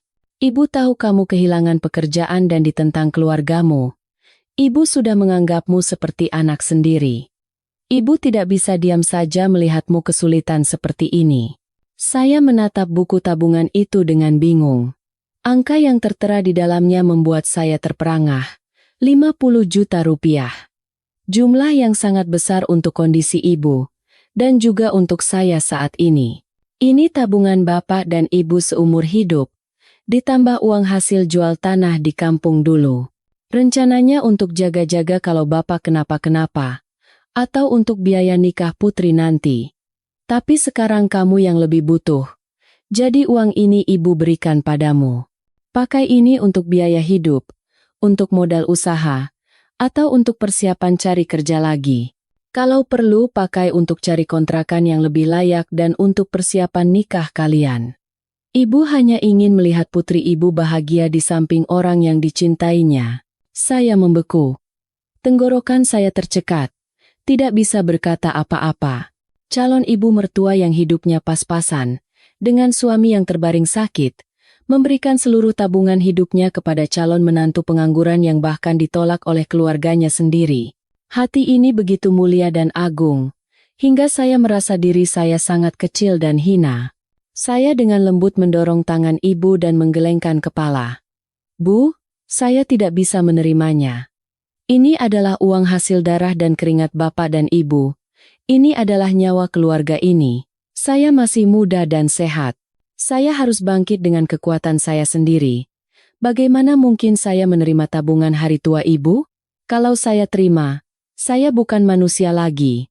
Ibu dengan paksa meletakkan buku tabungan itu di tangan saya dan berkata dengan tegas, "Jangan sombong tidak pada tempatnya. Sekarang bukan waktunya. Kalau tidak terima uang ini, kamu mau hidup pakai apa? Mau bertanggung jawab atas putri pakai apa? Ibu percaya kamu anak yang punya tekad. Pakai uang ini untuk bangkit. Nanti kalau sudah sukses bisa kamu kembalikan. Anggap saja ibu pinjamkan. Cepat terima." Saya memegang buku tabungan itu. Beratnya terasa seperti bertonton. Air mata saya kembali tumpah. Saya memeluk kaki ibu dan menangis seperti anak kecil. "Ibu, terima kasih. Mulai sekarang saya akan memanggil ibu. Ibu. Ibu terlalu baik pada saya. Seumur hidup saya tidak akan melupakan kebaikan ini. Tapi, Bu, tolong izinkan saya tidak menerima uang ini. Saya berjanji. Saya akan bangkit dengan kedua kaki saya sendiri. Saya tidak akan membiarkan putri dan orang tua menderita." Saya mengembalikan buku tabungan itu kepada ibu dan menggenggam tangannya erat-erat. Penolakan saya bukan karena kesombongan kosong. Ini adalah harga diri sebagai seorang laki-laki, dan juga rasa hormat serta cinta kepada ibu. Saya tidak bisa membangun masa depan saya di atas uang yang seharusnya untuk biaya pengobatan bapak. Buku tabungan ibu telah membangkitkan harga diri saya sebagai laki-laki yang tertidur. Itu adalah stimulan yang lebih kuat dari obat apapun. Mengusir semua kepengecutan dan ketakutan dalam diri saya. Saya sadar, aset terbesar saya bukanlah uang, melainkan kepercayaan dari orang-orang yang saya cintai. Mulai hari ini, saya akan langsung mencari pekerjaan. Apapun akan saya kerjakan asal bisa menghasilkan uang. Saya akan mencari rumah yang lebih besar agar kita semua bisa tinggal bersama. Saya akan merawat bapak dan menjaga ibu serta putri. Tolong percaya pada saya, Bu. Ibu menatap saya. Matanya penuh dengan kebanggaan. Beliau mengelus kepala saya, tersenyum, dan mengangguk. "Ibu percaya, Nak. Ibu tidak salah pilih orang." Hari itu, yang saya genggam bukanlah uang, melainkan kekuatan mental yang tak ternilai harganya. Dengan semangat yang benar-benar baru, saya meninggalkan rumah petak tua itu. Langit Jakarta setelah hujan tampak cerah. Sinar matahari yang hangat menyinari jalan di depan saya. Saya tahu jalan ke depan akan terjal, tetapi saya tidak takut lagi, karena di belakang saya, ada keluarga yang kokoh menopang. Tekad itu mudah diucapkan, tetapi pelaksanaannya adalah masalah lain. Masalah ekonomi menekan pundak saya. Di saku saya hanya tersisa 2 juta rupiah. Jangankan untuk menghidupi 4 orang, untuk saya sendiri bertahan setengah bulan saja sudah sulit. Tapi saya tidak bisa mundur. Saya terjun ke dalam perang untuk bertahan hidup. Siang hari, saya menyebar lamaran kemana-mana, dari perusahaan kecil hingga sales toko. Saya tidak lagi memilih-milih pekerjaan. Gengsi sebagai sarjana saya buang jauh-jauh. Saya siap melakukan apa saja. Sambil menunggu panggilan wawancara, saya mendaftar sebagai kurir pengantar barang. Mobil tua saya menjadi satu-satunya alat mencari nafkah. Di bawah terik matahari Jakarta, di tengah hujan badai, saya terus melaju di jalanan. Satu pengantaran dihargai 30 hingga 40 ribu rupiah. Uang yang sangat berharga bagi saya saat itu. Malam harinya, saya menggunakan keahlian saya memperbaiki komputer untuk menawarkan jasa servis panggilan ke rumah-rumah atau untuk mahasiswa. Setelah 2 minggu bekerja tanpa henti, saya berhasil mengumpulkan sedikit uang. Saya berbicara dengan Putri tentang rencana kami untuk tinggal bersama. Putri, begini rencanaku. Rumah yang sekarang ini tangganya terlalu curam dan sempit. Kasihan Bapak setiap kali kita bawa ke rumah sakit. Udara di dalam juga pengap. Tidak baik untuk kesehatan Bapak. Kamar kosku juga terlalu sempit. Jadi, aku ingin kita cari rumah kontrakan 1 lantai yang murah, meskipun agak di pinggiran, supaya kita bisa tinggal bersama Bapak dan Ibu. Aku akan keluar dari kos, dan uang sewanya kita tanggung bersama. Dengan begitu, aku bisa lebih menjaga Bapak, dan kita semua bisa berkumpul. Putri menatap saya dengan cemas. Tapi, Mas, sewa rumah kan mahal. Kamu baru mulai kerja lagi. Pendapatan belum stabil. Aku takut kamu tidak sanggup. Nanti saja. Ya? Aku sudah hitung. Rumah yang sekarang kita sewakan, uangnya bisa untuk menutupi biaya sewa rumah baru. Penghasilanku dari kurir dan servis komputer cukup untuk biaya hidup kita. Yang terpenting adalah kesehatan Bapak. Beliau butuh tempat yang lebih nyaman untuk pemulihan. Penjelasan logis saya dan ketulusan saya memikirkan ayahnya membuat Putri terharu dan mengangguk setuju. Rintangan terberat adalah meyakinkan orang tuanya. Bapak khawatir akan menjadi beban bagi menantunya, dan Ibu cemas dengan omongan tetangga jika kami tinggal bersama sebelum menikah. Selama 3 hari 3 malam, saya membujuk mereka. Saya mengatakan dengan tulus bahwa sejak lama saya sudah menganggap Putri sebagai istri dan mereka sebagai orang tua saya. Pernikahan hanyalah formalitas. Yang penting adalah hati yang saling peduli. Saya memohon dengan sungguh-sungguh agar diizinkan merawat mereka. Akhirnya, ketulusan saya meluluhkan hati mereka. Kami menemukan sebuah rumah tua 1 lantai yang kecil namun memiliki halaman di daerah Depok, cukup jauh dari pusat kota. Ada ruang bagi Bapak untuk berkeliling dengan kursi roda dan menghirup udara segar. Sewanya juga terjangkau. Hari pindahan terasa seperti sebuah perayaan. Saya meminjam mobil pickup teman sesama kurir dan bercucuran keringat mengangkut perabotan. Baju saya basah kuyup, tetapi senyum tak lepas dari bibir. Putri sibuk membersihkan rumah, dan Ibu menata barang-barang. Untuk pertama kalinya, saya merasa sedang membangun rumah kami sendiri. Malam pertama di rumah baru, kami menggelar tikar di ruang tengah. Lauknya masih sederhana, tetapi suasananya luar biasa hangat. Bapak duduk di kursi rodanya, memandangi seisi rumah yang lebih luas dan menghirup angin sejuk yang masuk dari jendela. Beliau tersenyum lebar. Di usiaku yang setua ini, akhirnya aku bisa menginjak tanah lagi. Terima kasih, Budi. Kata-kata Bapak membuat mata saya berkaca-kaca.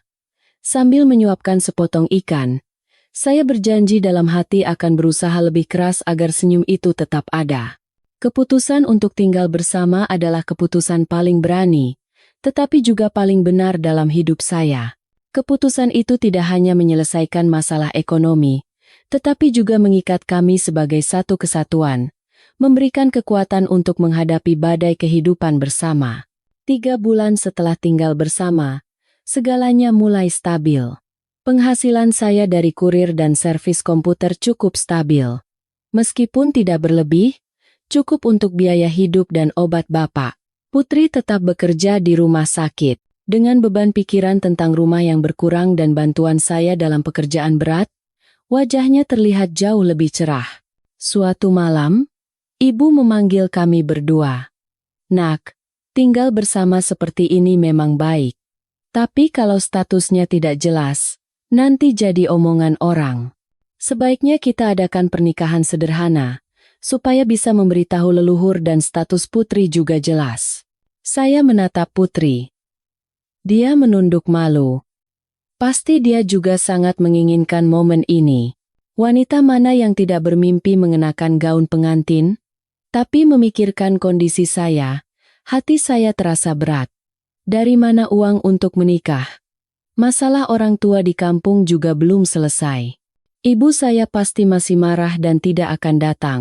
Seolah membaca pikiran saya, ibu melanjutkan, ibu tidak minta mahar mahal atau pesta mewah. Cukup yang sesuai dengan kemampuan kita, undang kerabat dekat untuk makan bersama. Yang penting kan prosesi adatnya. Untuk orang tuamu, kamu sebagai anak harus tetap berbakti, telepon dan sampaikan kabar ini. Meskipun orang tuamu marah, mereka tetap orang tuamu. Nanti juga akan mengerti. Saya mengangguk. Kami memutuskan untuk mengadakan pernikahan sederhana tanpa resepsi mewah. Saya menelepon ke kampung untuk menyampaikan kabar. Ibu hanya menjawab dingin, terserah kamu saja. Ibu tidak punya anak sebodoh kamu. Lalu menutup telepon. Ayah hanya menghela napas panjang dan berkata tidak bisa datang karena kakinya sakit. Beliau hanya bisa mendoakan lewat telepon.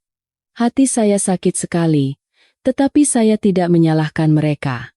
Betapa besar kekecewaan mereka. Saya menelan air mata dan bertekad untuk memberikan pernikahan terbaik yang saya bisa untuk Putri. Di hari pernikahan, saya mengenakan setelan jas pinjaman teman. Putri mengenakan kebaya sederhana yang disewa dari salon dekat rumah. Tanpa MUA profesional, Putri merias wajahnya sendiri. Tapi di mata saya, dia adalah pengantin tercantik di dunia. Akad nikah diadakan di ruang tengah rumah kontrakan kami.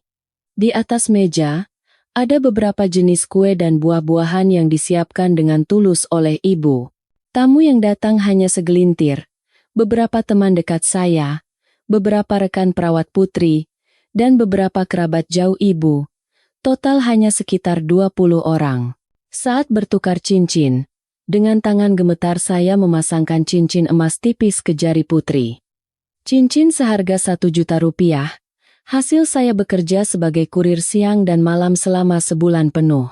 Saya menatap lurus ke mata Putri dan berkata dengan suara tercekat, "Maaf, aku tidak bisa memberimu pernikahan mewah seperti orang lain. Cincin ini kecil, tapi di dalamnya ada seluruh cinta dan hormatku. Terima kasih sudah mau menikah dengan pria miskin sepertiku." Putri menangis. Air matanya melunturkan riasannya. Di depan para tamu, dia memeluk saya erat. Aku bahagia sekali. Aku tidak butuh yang lain. Cukup ada kamu dan orang tua di sisiku. Bapak mengenakan pakaian terbaiknya, duduk di kursi roda, menerima segelas minuman yang saya tuangkan. Dengan tangannya yang sehat, beliau menepuk punggung tangan saya. Mulutnya bergerak, tetapi tidak ada suara yang keluar. Namun matanya penuh dengan kebahagiaan. Ibu berdiri di samping, diam-diam menyeka air mata haru. Syukuran setelahnya hanya berupa hidangan rumahan yang hangat seperti opor ayam dan sambal goreng ati. Semua duduk melingkar, makan sambil memberikan ucapan selamat yang tulus. Tidak ada musik hingar-bingar, hanya tawa hangat dan denting gelas. Pernikahan kami berlangsung sangat sederhana, bahkan mungkin menyedihkan. Tetapi bagi saya, itu adalah hari yang paling penting dan sakral. Hari di mana saya resmi menjadi kepala keluarga, memikul beban tanggung jawab dan cinta. Meskipun tanpa restu dari keluarga kandung, saya percaya cinta tulus dan usaha kami akan membuktikan bahwa pilihan saya benar. Setelah menikah, bulan madu kami adalah kerja keras tanpa henti. Kemiskinan masih membayangi, dan kenyataan lebih kejam dari mimpi. Saya masih belum mendapatkan pekerjaan kantoran yang stabil.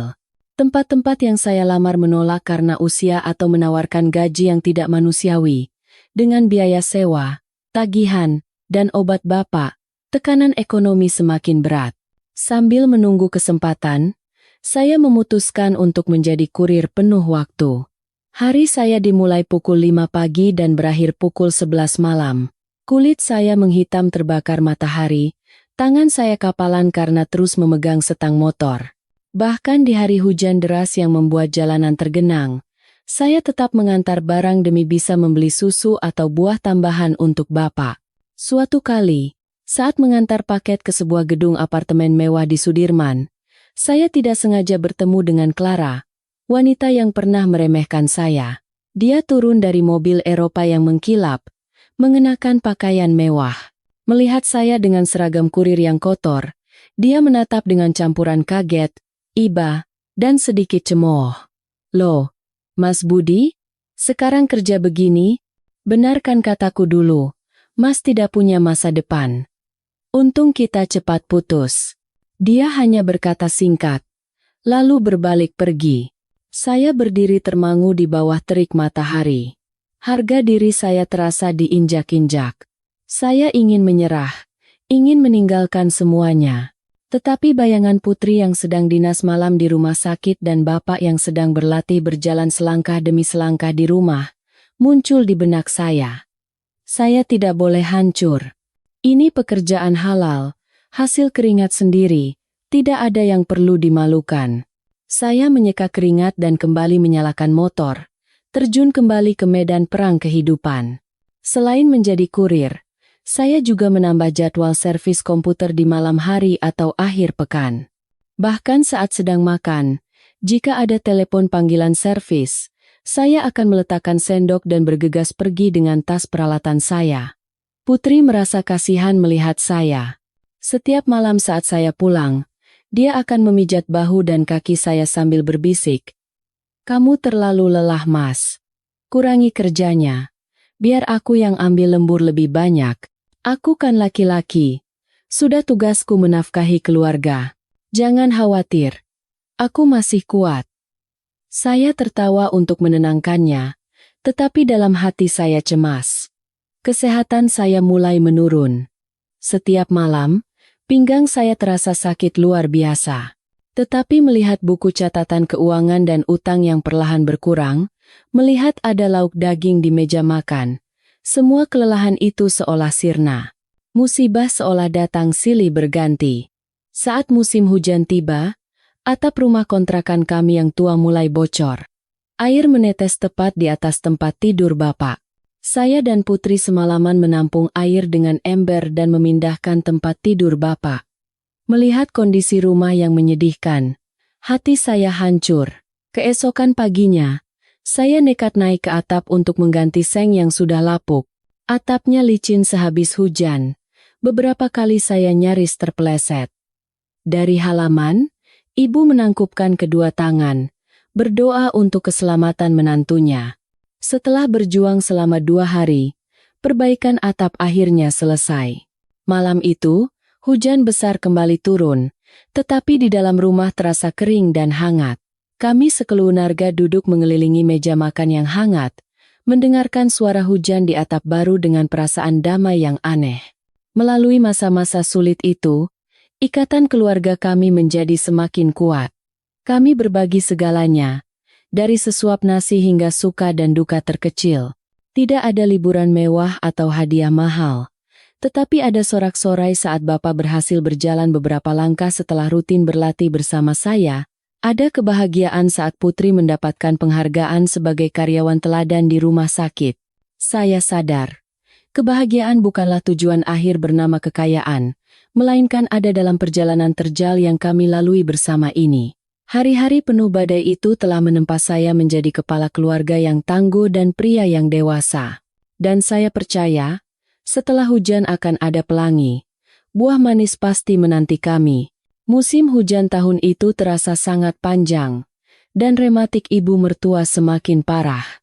Malam hari, saya sering mendengar rintihan pelan dari kamar beliau, dan hati saya ikut sakit.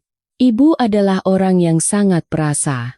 Siang hari beliau akan berusaha tersenyum agar anak-anaknya tidak khawatir, tetapi malam hari beliau memikul semua bebannya sendirian.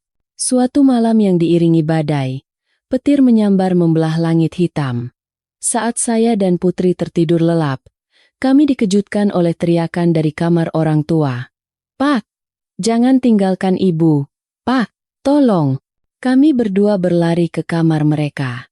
Di bawah cahaya lampu tidur yang redup, ibu duduk tegak di tempat tidur, bermandikan keringat dingin. Wajahnya pucat pasi karena ketakutan. Beliau menggenggam erat tangan Bapak. Seluruh tubuhnya gemetar. Bapak juga terbangun. Tetapi lengannya yang lumpuh tidak bisa memeluk untuk menenangkan istrinya. Putri berlari memeluk ibunya, mengelus punggungnya. Bu, ini Putri. Ibu mimpi buruk? Tenang, Bu. Kami di sini. Ibu melihat kami, tetapi tatapannya masih kosong. Akhirnya, beliau menangis tersedu-sedu. Tangisannya begitu pilu. Ibu mimpi. Bapakmu pergi meninggalkan ibu. Dia jalan jauh sekali. Ibu panggil-panggil tapi tidak menoleh. Ibu sendirian di rumah kosong. Takut sekali. Nak, kalau nanti bapakmu pergi duluan, bagaimana ibu harus hidup? Kalian juga pasti capek, nanti ibu dibuang. Kata-kata ibu membuat hidung saya perih. Ketakutan terbesar ibu bukanlah kemiskinan atau penyakit, melainkan kesepian. Takut ditinggalkan saat tua, takut kehilangan pasangan hidupnya. Ibu yang telah mengabdikan seluruh hidupnya untuk suami dan anak, di usia senjanya hanya ingin hidup tenang di sisi keluarga. Saya mendekat, berlutut di samping tempat tidur, dan menggenggam tangannya yang dingin dan keriput. Saya menatap matanya dalam-dalam dan berkata dengan suara tegas dan kuat, "Ibu, ini Budi." Meskipun hanya menantu, Budi sudah menganggap ibu seperti ibu kandung sendiri. Jangan pernah berpikir buruk seperti itu lagi. Apapun yang terjadi, kami tidak akan pernah meninggalkan ibu sendirian. Kamilah rumah dan pilar bagi ibu. Nanti kalau cucu sudah lahir, ibu harus sehat dan panjang umur untuk menggendongnya. Kata-kata saya seperti obat penenang yang meneduhkan hatinya. Ibu menatap saya, dan kehangatan kembali ke matanya. Bapak yang terbaring di samping mengangguk-angguk setuju. Putri membuatkan susu hangat untuk ibunya. Malam itu, kami tidak kembali ke kamar. Kami menggelar tikar dan tidur di lantai kamar orang tua. Kami ingin ibu merasa bahwa sekeras apapun badai di luar sana, di dalam rumah ini, beliau akan selalu dicintai dan dilindungi. Suara hujan masih mengetuk atap, tetapi di dalam kamar, yang terdengar adalah napas teratur bapak dan ibu yang kini tenang. Dalam kegelapan, saya menggenggam tangan Putri dan berjanji akan bekerja 2-3 kali lebih keras untuk memberikan kehidupan yang lebih stabil bagi keluarga ini, agar mimpi buruk ibu tidak pernah menjadi kenyataan. Pepatah bahwa perbuatan baik akan menuai hasil yang baik ternyata benar. Dunia tidak pernah menutup mata pada orang yang berusaha dan berbuat baik. Kesempatan untuk mengubah nasib saya datang secara tidak terduga pada suatu Minggu sore. Hari itu, saya mendapat panggilan servis komputer dari seorang pelanggan di sebuah apartemen mewah. Pelanggannya adalah seorang mahasiswa yang panik karena komputernya mengalami blue screen. Dia menangis karena skripsi penting yang belum disimpan ada di dalamnya. Saya bergegas ke sana. Setibanya di sana, seorang pemuda sedang menjambak rambutnya di depan komputer canggih. Saya dengan tenang memeriksa komputernya. Untungnya, hard disknya aman, hanya sistem operasinya yang bermasalah. Saya dengan hati-hati mencabut hard disk, membackup datanya, lalu menginstal ulang Windows. Setelah lebih dari 2 jam bekerja dengan teliti, komputer akhirnya normal kembali dan semua data berhasil diselamatkan.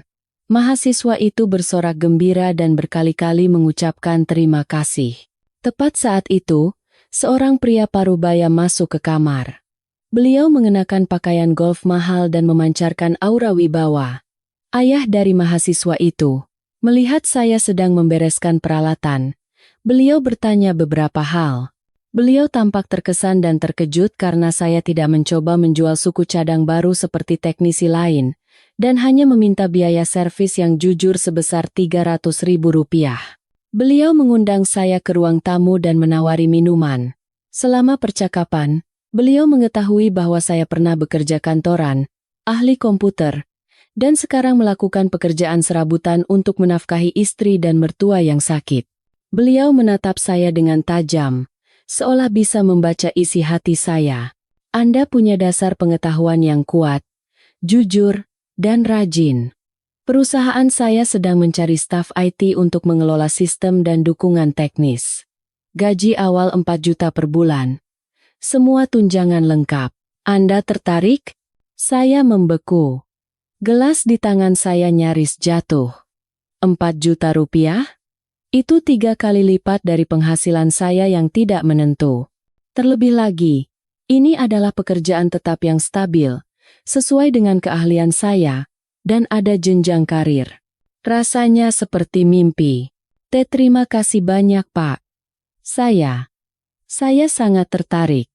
Tapi saya sudah hampir setahun tidak bekerja kantoran. Saya khawatir pengetahuan saya sudah ketinggalan. Beliau tertawa terbahak-bahak dan menepuk bahu saya. Pengetahuan bisa dipelajari lagi. Yang saya utamakan adalah sikap dan karakter. Saya percaya pada penilaian saya terhadap orang. Anda orang yang bertanggung jawab. Saya akan merasa tenang jika pekerjaan ini saya serahkan pada Anda. Besok, bawa CV Anda ke kantor saya. Saya pulang dengan perasaan meluap-luap. Saya ingin berteriak kepada seluruh dunia bahwa saya mendapatkan pekerjaan lagi, pekerjaan yang layak. Saya berlari pulang, memeluk Putri, dan menyampaikan kabar gembira ini. Seluruh keluarga menangis haru. Ibu bersujud syukur. Bapak tersenyum lebar, air mata kebahagiaan mengalir di pipinya yang tirus. Sejak hari itu, kehidupan keluarga kami memasuki babak baru. Saya mulai bekerja di kantor pada hari kerja, dan tetap mengambil pekerjaan sampingan di malam hari. Tetapi saya tidak lagi harus berpanas-panasan dan kehujanan di jalanan. Dengan gaji yang stabil, saya bisa menafkahi keluarga dengan lebih baik. Meja makan kami lebih sering dihiasi lauk daging dan ikan. Obat bapak juga bisa saya ganti dengan yang lebih baik. Saya sadar, kejujuran adalah investasi terbaik. Semangkuk soto yang saya habiskan di masa lalu memberi saya istri terbaik, dan servis komputer yang jujur hari ini memberi saya masa depan yang cerah. Kebahagiaan datang silih berganti. Sekitar 3 bulan setelah pekerjaan saya stabil, kabar gembira lain datang yang melipat gandakan kebahagiaan keluarga kami. Belakangan ini, Putri sering terlihat mual dan tidak nafsu makan. Biasanya dia sangat suka ikan bakar buatan ibu, tetapi sekarang mencium baunya saja sudah membuatnya mual dan lari ke kamar mandi. Ibu mertua yang berpengalaman langsung tahu. Suatu minggu pagi, ibu diam-diam membeli alat tes kehamilan dan memberikannya pada Putri. Saya menunggu di luar kamar mandi dengan cemas. Jantung saya berdebar lebih kencang daripada saat menunggu hasil wawancara kerja. 5 menit kemudian, pintu kamar mandi terbuka. Putri keluar dengan wajah memerah, menyodorkan alat tes dengan 2 garis yang jelas kepada saya. "Mas, kita akan punya anak." Saya termangu beberapa detik, lalu berteriak kegirangan. Saya mengangkat Putri dan berputar-putar di dalam rumah. "Ibu, Bapak, aku akan jadi ayah. Putri hamil." Ibu tertawa lebar sambil mencoba menghentikan saya. "Heh, turunkan istrimu. Nanti jatuh. Hati-hati. Masih hamil muda." Bapak, di kursi rodanya, bertepuk tangan dengan senyum yang tak henti-hentinya. Rumah kecil kami dipenuhi tawa bahagia. Kabar kehamilan Putri membawa semangat baru bagi keluarga kami. Sejak hari itu, Putri menjadi ratu di rumah. Saya mengambil alih semua pekerjaan berat seperti mencuci, membersihkan rumah, dan mencuci piring. Selain bekerja, saya tidak membiarkannya melakukan apa-apa selain istirahat. Ibu setiap hari memasak sup ayam dan ikan gabus untuk menyehatkan menantu dan cucunya. Malam hari, saya akan menempelkan telinga ke perut Putri, berbisik pada kehidupan kecil yang tumbuh di dalamnya. "Nak, jadi anak baik ya. Jangan bikin ibu susah. Ayah akan kerja keras biar bisa belikan susu yang enak untukmu." Putri menatap saya dengan penuh cinta sambil mengelus kepala saya. "Kamu sudah bekerja terlalu keras, Mas. Aku bahagia sekali. Dulu aku takut menikah akan hidup susah. Tapi setelah menikah denganmu, aku baru tahu rasanya dicintai. Bodoh. Kamu yang sudah banyak berkorban. Sekarang giliranku untuk membalasnya. Kebahagiaan kami sederhana, tetapi manis. Anak ini adalah perekat yang mengikat kami lebih erat, dan menjadi sumber kekuatan bagi saya untuk terus berjuang. Demi masa depan anak yang akan lahir dan juga orang tua, saya bekerja lebih keras dari sebelumnya. Lebaran semakin dekat. Udara pagi di Jakarta mulai terasa lebih sejuk. Jalanan mulai dihiasi spanduk ucapan Selamat Hari Raya. Orang-orang menanti Hari Raya dengan gembira, tetapi di sudut hati saya ada kesedihan. Sudah hampir setahun saya putus hubungan dengan ibu, tidak pernah sekalipun menelepon ke rumah. Saya sangat merindukan orang tua saya. Di Hari Raya, semua orang berkumpul dengan keluarga, sementara saya menyandang status sebagai anak durhaka. Putri tahu apa yang saya rasakan. Dia sudah beberapa kali menyarankan agar saya menelepon dan meminta maaf. Tetapi saya ragu, takut ibu masih belum reda amarahnya. Suatu malam, saat kami sekeluarga sedang menonton TV, ponsel saya berdering. Nomor telepon rumah di kampung. Jantung saya berdebar kencang. Dengan tangan gemetar, saya menjawab telepon. Halo. Ini Budi. Hening sejenak di seberang sana. Lalu terdengar suara batuk ibu. Suaranya serak dan terdengar lelah. Budi? Kamu baik-baik saja? Mendengar suara ibu, air mata saya langsung tumpah. Ibu yang lebih dulu menelepon dan menanyakan kabar saya. Itu artinya, beliau sudah membuka hati dan memaafkan saya. Iya, Bu. Budi baik-baik saja. Ibu dan Bapak sehat? Budi kangen sekali. Ibu terdengar sesenggukan. Suaranya tercekat. Bapakmu kakinya masih sering sakit. Tapi kerjanya menyebut namamu terus. Ibu ya begini-begini saja.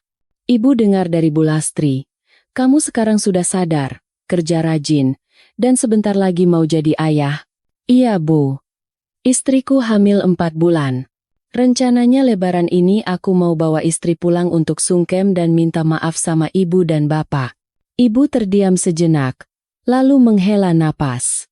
Suaranya melembut. Sudahlah. Istrimu sedang hamil. Kasihan kalau perjalanan jauh. Lebaran jalanan macet. Tahun ini di sana saja. Jaga istrimu dan mertuamu baik-baik. Ini ibu sudah kirim beras ketan sama beberapa ekor ayam kampung lewat bus. Nanti kamu ambil di terminal. Mendengar itu, hati saya terasa hangat. Ibuku memang seperti itu. Mulutnya ketus, tetapi hatinya lebih lembut dari siapapun. Mengirimkan ketan dan ayam artinya beliau telah menerima putri dan cucu di dalam kandungannya sebagai keluarga. Terima kasih, Bu. Bu. Maafkan Budia. Sudah. Tidak ada orang tua yang bisa menang melawan anak. Asal kamu hidup benar dan menjaga anak istrimu, itu sudah cukup. Nanti kalau cucu sudah besar, ajak ke sini menemui nenek dan kakeknya. Setelah menutup telepon, saya memeluk putri erat dan menangis seperti anak kecil. Beban berat yang selama ini menghimpit hati saya telah terangkat. Saya telah dimaafkan dan diterima oleh keluarga saya. Kebahagiaan ini lebih besar daripada memenangkan lotre. Lebaran tahun itu, meskipun kami tidak pulang kampung, rumah kecil kami di Depok terasa lebih hangat dari biasanya. Di dapur, aroma ketupat opor menguar, dan seisi rumah dipenuhi wangi dupa. Dan yang terpenting, kedamaian dan keharmonisan telah terjalin di antara kedua keluarga. Saya bersyukur pada hidup yang telah memberikan anugerah sebesar ini setelah badai cobaan. Waktu berlalu cepat, putri melahirkan seorang putra yang sehat, montok, dan sangat mirip dengan saya. Kami menamainya Ani, dengan harapan hidupnya akan selalu damai dan bahagia. Pekerjaan saya semakin lancar. Berkat usaha keras dan perbaikan sistem yang berhasil menghemat biaya perusahaan, 2 tahun setelah bergabung, saya dipromosikan menjadi manajer tim IT. Dengan pendapatan yang meningkat pesat dan bonus akhir tahun, saya mulai berpikir untuk memiliki rumah sendiri. Rumah kontrakan kami memang nyaman, tetapi tetap saja rumah orang yang suatu saat bisa diminta kembali. Dan saya ingin memberikan lingkungan yang lebih baik untuk putra dan mertua saya. Setelah berdiskusi berhari-hari dengan istri, kami memutuskan untuk membeli sebuah apartemen kecil di pinggiran kota dengan cara mencicil. Uang tabungan kami berdua, ditambah dengan uang 50 juta dari buku tabungan ibu yang tidak pernah saya sentuh, kami jadikan uang muka. Sisanya kami pinjam dari bank dan cicil setiap bulan dari gaji saya. Hari saat kami menerima kunci apartemen adalah salah satu hari terpenting dalam hidup saya. Sebuah apartemen seluas 65 meter persegi di lantai 10, dengan 2 kamar tidur, ruang tamu yang nyaman, dan balkon yang menghadap ke pemandangan kota. Bukan rumah mewah, tetapi ini adalah seluruh harta kami, hasil dari keringat dan air mata, bukti cinta dan keharmonisan seluruh keluarga. Saya mendorong kursi roda Bapak, mengajaknya berkeliling melihat setiap sudut rumah. Bapak meraba dinding putih yang bersih, memandang keluar dari balkon yang sejuk, dan tidak bisa menyembunyikan kebahagiaannya. Bagus.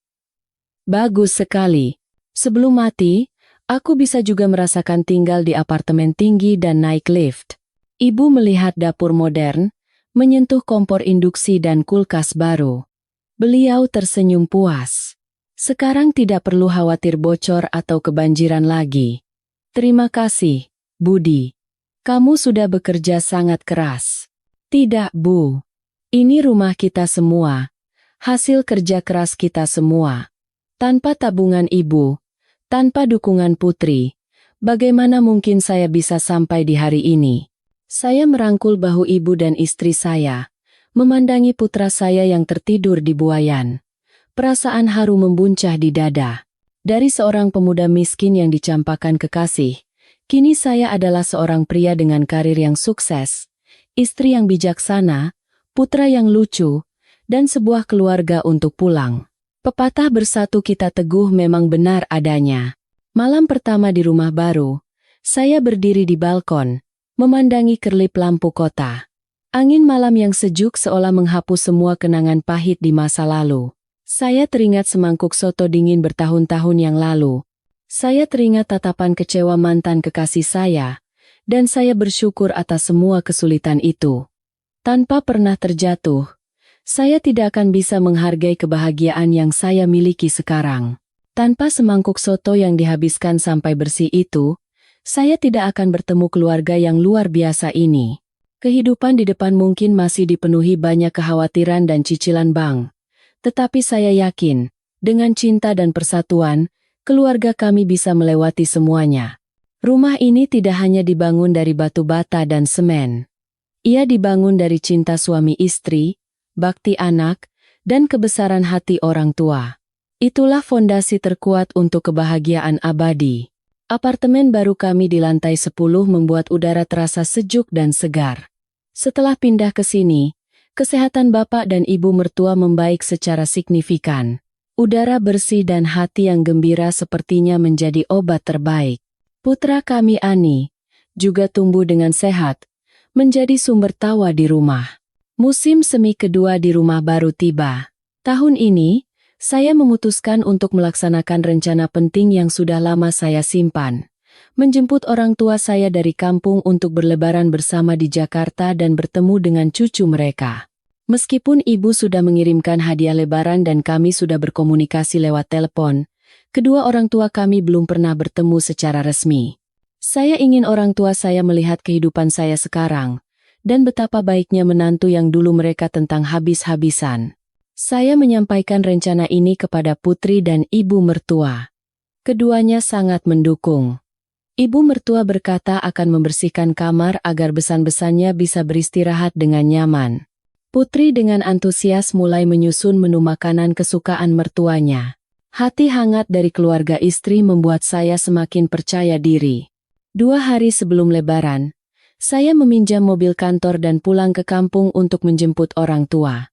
Saat mobil asing berhenti di halaman, orang tua saya berlari keluar dengan kaget. Ibu terlihat semakin tua, rambutnya memutih. Ayah berjalan terpincang-pincang karena rematik. Melihat saya turun dari mobil dengan pakaian rapi dan penuh percaya diri, jauh berbeda dari penampilan saya yang kuyu dulu, Mata ibu saya berkaca-kaca. Bapak, Ibu, ayo naik. Kita ke Jakarta.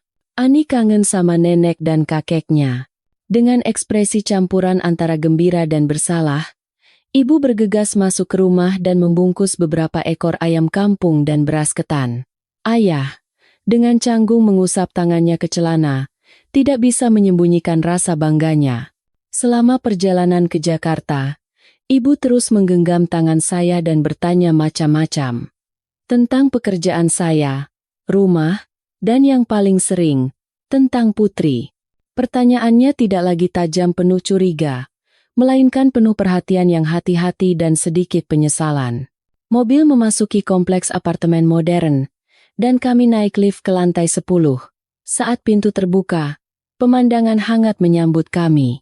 Putri, sambil menggendong Ani, sudah menunggu di depan pintu. Dia membungkuk hormat kepada mertuanya. Bapak, Ibu, selamat datang. Pasti lelah di perjalanan ya? Ibu saya terpaku melihat menantunya yang berwajah cerah dan tersenyum ramah dengan pakaian rumah yang nyaman. Lalu, pandangannya beralih pada Ani yang menatap nenek asingnya dengan mata hitam yang bulat dan jernih. Ikatan darah begitu kuat. Ibu meletakkan bawaannya dan membuka kedua lengannya. Aduh, cucuku. Sini, nak, biar nenek gendong. Putri dengan hati-hati menyerahkan Ani ke pelukan ibuku. Sambil memeluk cucunya, mencium aroma bayi yang wangi, air mata ibu saya menetes di pipi montok Ani. Ani tidak menangis, justru tersenyum dan menggenggam jari neneknya dengan tangan mungilnya. Pada saat itu, semua dinding dan prasangka runtuh. Bapak mertua, didorong oleh ibu mertua di kursi rodanya, keluar ke ruang tamu. Pertemuan pertama antara kedua besan begitu mengharukan. Orang tua saya awalnya merasa canggung, mengingat kondisi keluarga besan dan penolakan mereka di masa lalu. Tetapi sikap tulus dan sederhana dari mertua saya dengan cepat mencairkan suasana. Besan, lupakan saja yang sudah-sudah. Anggap saja rumah sendiri. Anak-anak kita bahagia dan sudah punya cucu yang sehat. Itu sudah berkah untuk kita semua. Mari, minum teh dulu. Ayah saya menggenggam tangan bapak mertua yang sehat dan berkata dengan suara bergetar, "Terima kasih banyak, Besan. Sudah mau menerima dan menjaga Budi saat dia sedang susah-susahnya. Kami berdua di kampung. Dengan pikiran sempit kami, hampir saja menghancurkan kebahagiaan anak-anak. Melihat mereka sukses begini, kami senang sekaligus malu." Bapak mertua tertawa dan melambaikan tangan. Jangan berkata begitu. Orang tua mana yang tidak khawatir pada anaknya? Besan mau datang ke sini saja sudah merupakan kebahagiaan besar. Ini rumah anak-anak kita, jadi anggap saja rumah sendiri. Makan malam Lebaran tahun itu adalah makan malam paling meriah dan menyenangkan dalam hidup saya. Kehangatan keluarga terasa lebih lezat daripada hidangan yang melimpah di meja. Ibu saya menyuapkan sepotong ketupat pada Putri dan berkata dengan lembut, "Makan yang banyak, nak, biar cucu nenek sehat." Putri menyajikan rendang untuk ayah mertuanya dan bertanya apakah rematiknya kambuh. Kedua ibu asyik bercerita tentang cara merawat cucu dan resep-resep tradisional. Saya memandangi 3 generasi yang berkumpul. Suara tawa, celoteh bayi, dan denting gelas berpadu menjadi simfoni kebahagiaan yang indah. Saya menatap Putri. Matanya berbinar karena bahagia. Dia telah melakukan hal yang luar biasa, menyatukan 2 keluarga dan membuat yang tidak mungkin menjadi mungkin, hanya dengan kehangatan hatinya. Malam takbiran, kami sekeluarga berdiri di balkon, menyaksikan kembang api yang menghiasi langit malam. Saya berdiri di antara orang tua dan mertua saya, sambil memeluk istri dan putra saya. Di momen sakral menyambut hari baru itu, saya bersyukur pada takdir yang telah membuat saya merasakan pahit dan manisnya kehidupan. Karena itu, saya bisa menghargai apa yang saya miliki sekarang. Saya sadar, perdamaian sejati bukanlah permintaan maaf formalitas, melainkan hasil dari saling pengertian, kebesaran hati, dan usaha yang tak kenal lelah. 5 tahun kemudian, pada suatu minggu sore yang damai, Sinar matahari hangat menerpa balkon. Saya duduk di kursi goyang sambil memegang koran, tetapi mata saya tertuju pada pemandangan di depan. Bapak mertua, kini berusia lebih dari 70 tahun. Rambutnya telah memutih sepenuhnya, tetapi wajahnya segar dan pikirannya lebih jernih dari sebelumnya. Berkat rehabilitasi yang tekun, beliau kini bisa berjalan-jalan di dalam rumah dengan bantuan tongkat, tanpa kursi roda. Sebuah keajaiban yang bahkan mengejutkan dokter. Saat ini, beliau sedang duduk di kursi balkon, tersenyum memandangi putranya, Ani yang kini berusia 5 tahun, membantu neneknya menyiram tanaman. Ibu mertua masih sibuk seperti biasa, tetapi senyum selalu menghiasi bibirnya. Beliau sedang merapikan daun anggrek sambil mengajari cucunya nama-nama bunga. "Nek, bunga ini namanya apa?" "Ini namanya kalanchoenak. Bunga yang sangat kuat, seperti keluarga kita." Candaan ibu membuat seisi keluarga tertawa. Dari dapur, tercium aroma gurih sop buntut. Putri keluar membawa nampan berisi jus jeruk untuk kami semua. Waktu seolah berbaik hati padanya. Meskipun sudah menjadi ibu dari seorang anak, Putri masih mempertahankan kelembutan dan kecantikannya yang dulu, ditambah dengan kedewasaan dan keanggunan seorang wanita karir yang sukses. Saat ini, Putri telah menjadi kepala perawat di bangsalnya, dihormati oleh rekan kerja dan pasien. Saya menurunkan koran, menerima gelas jus dari istri saya, dan menyuruhnya duduk di samping. "Sayang, hari ini aku jadi teringat soto Betawi yang dulu itu." Putri tertawa kecil dan mencubit lengan saya. "Masih saja dibahas. Kalau bukan karena soto keramat itu, kamu mungkin masih jadi bujangan lapuk sekarang." "Benar sekali. Coba hari itu aku tidak menghabiskan soto itu karena sayang. Coba ibu tidak memperhatikanku. Dan coba kamu tidak dengan berani menerimaku. Mana mungkin ada hari seperti ini." Saya memandangi seisi rumah kami. Apartemen ini telah kami hias menjadi lebih luas dan nyaman. Tetapi yang paling berharga bukanlah perabotan mahal, melainkan kehangatan yang menyebar di setiap sudutnya. Saya merenungkan 10 tahun terakhir.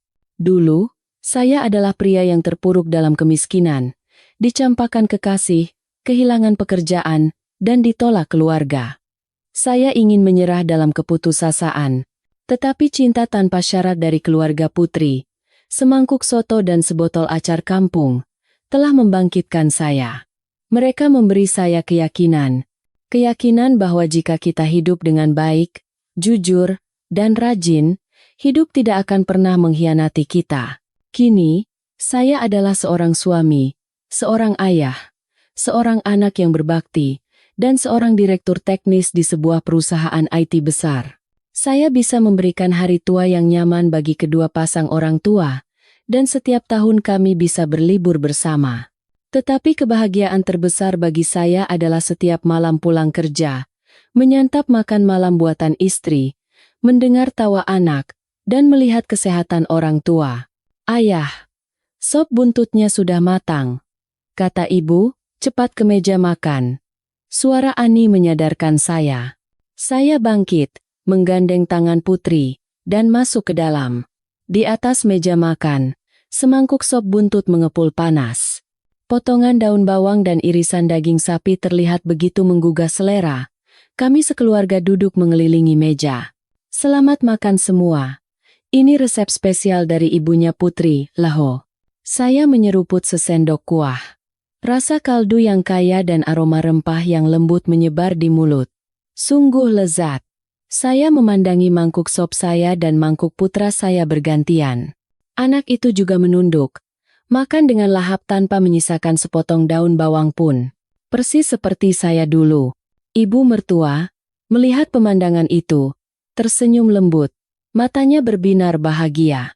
Buah jatuh tidak jauh dari pohonnya. Cara makannya saja sama.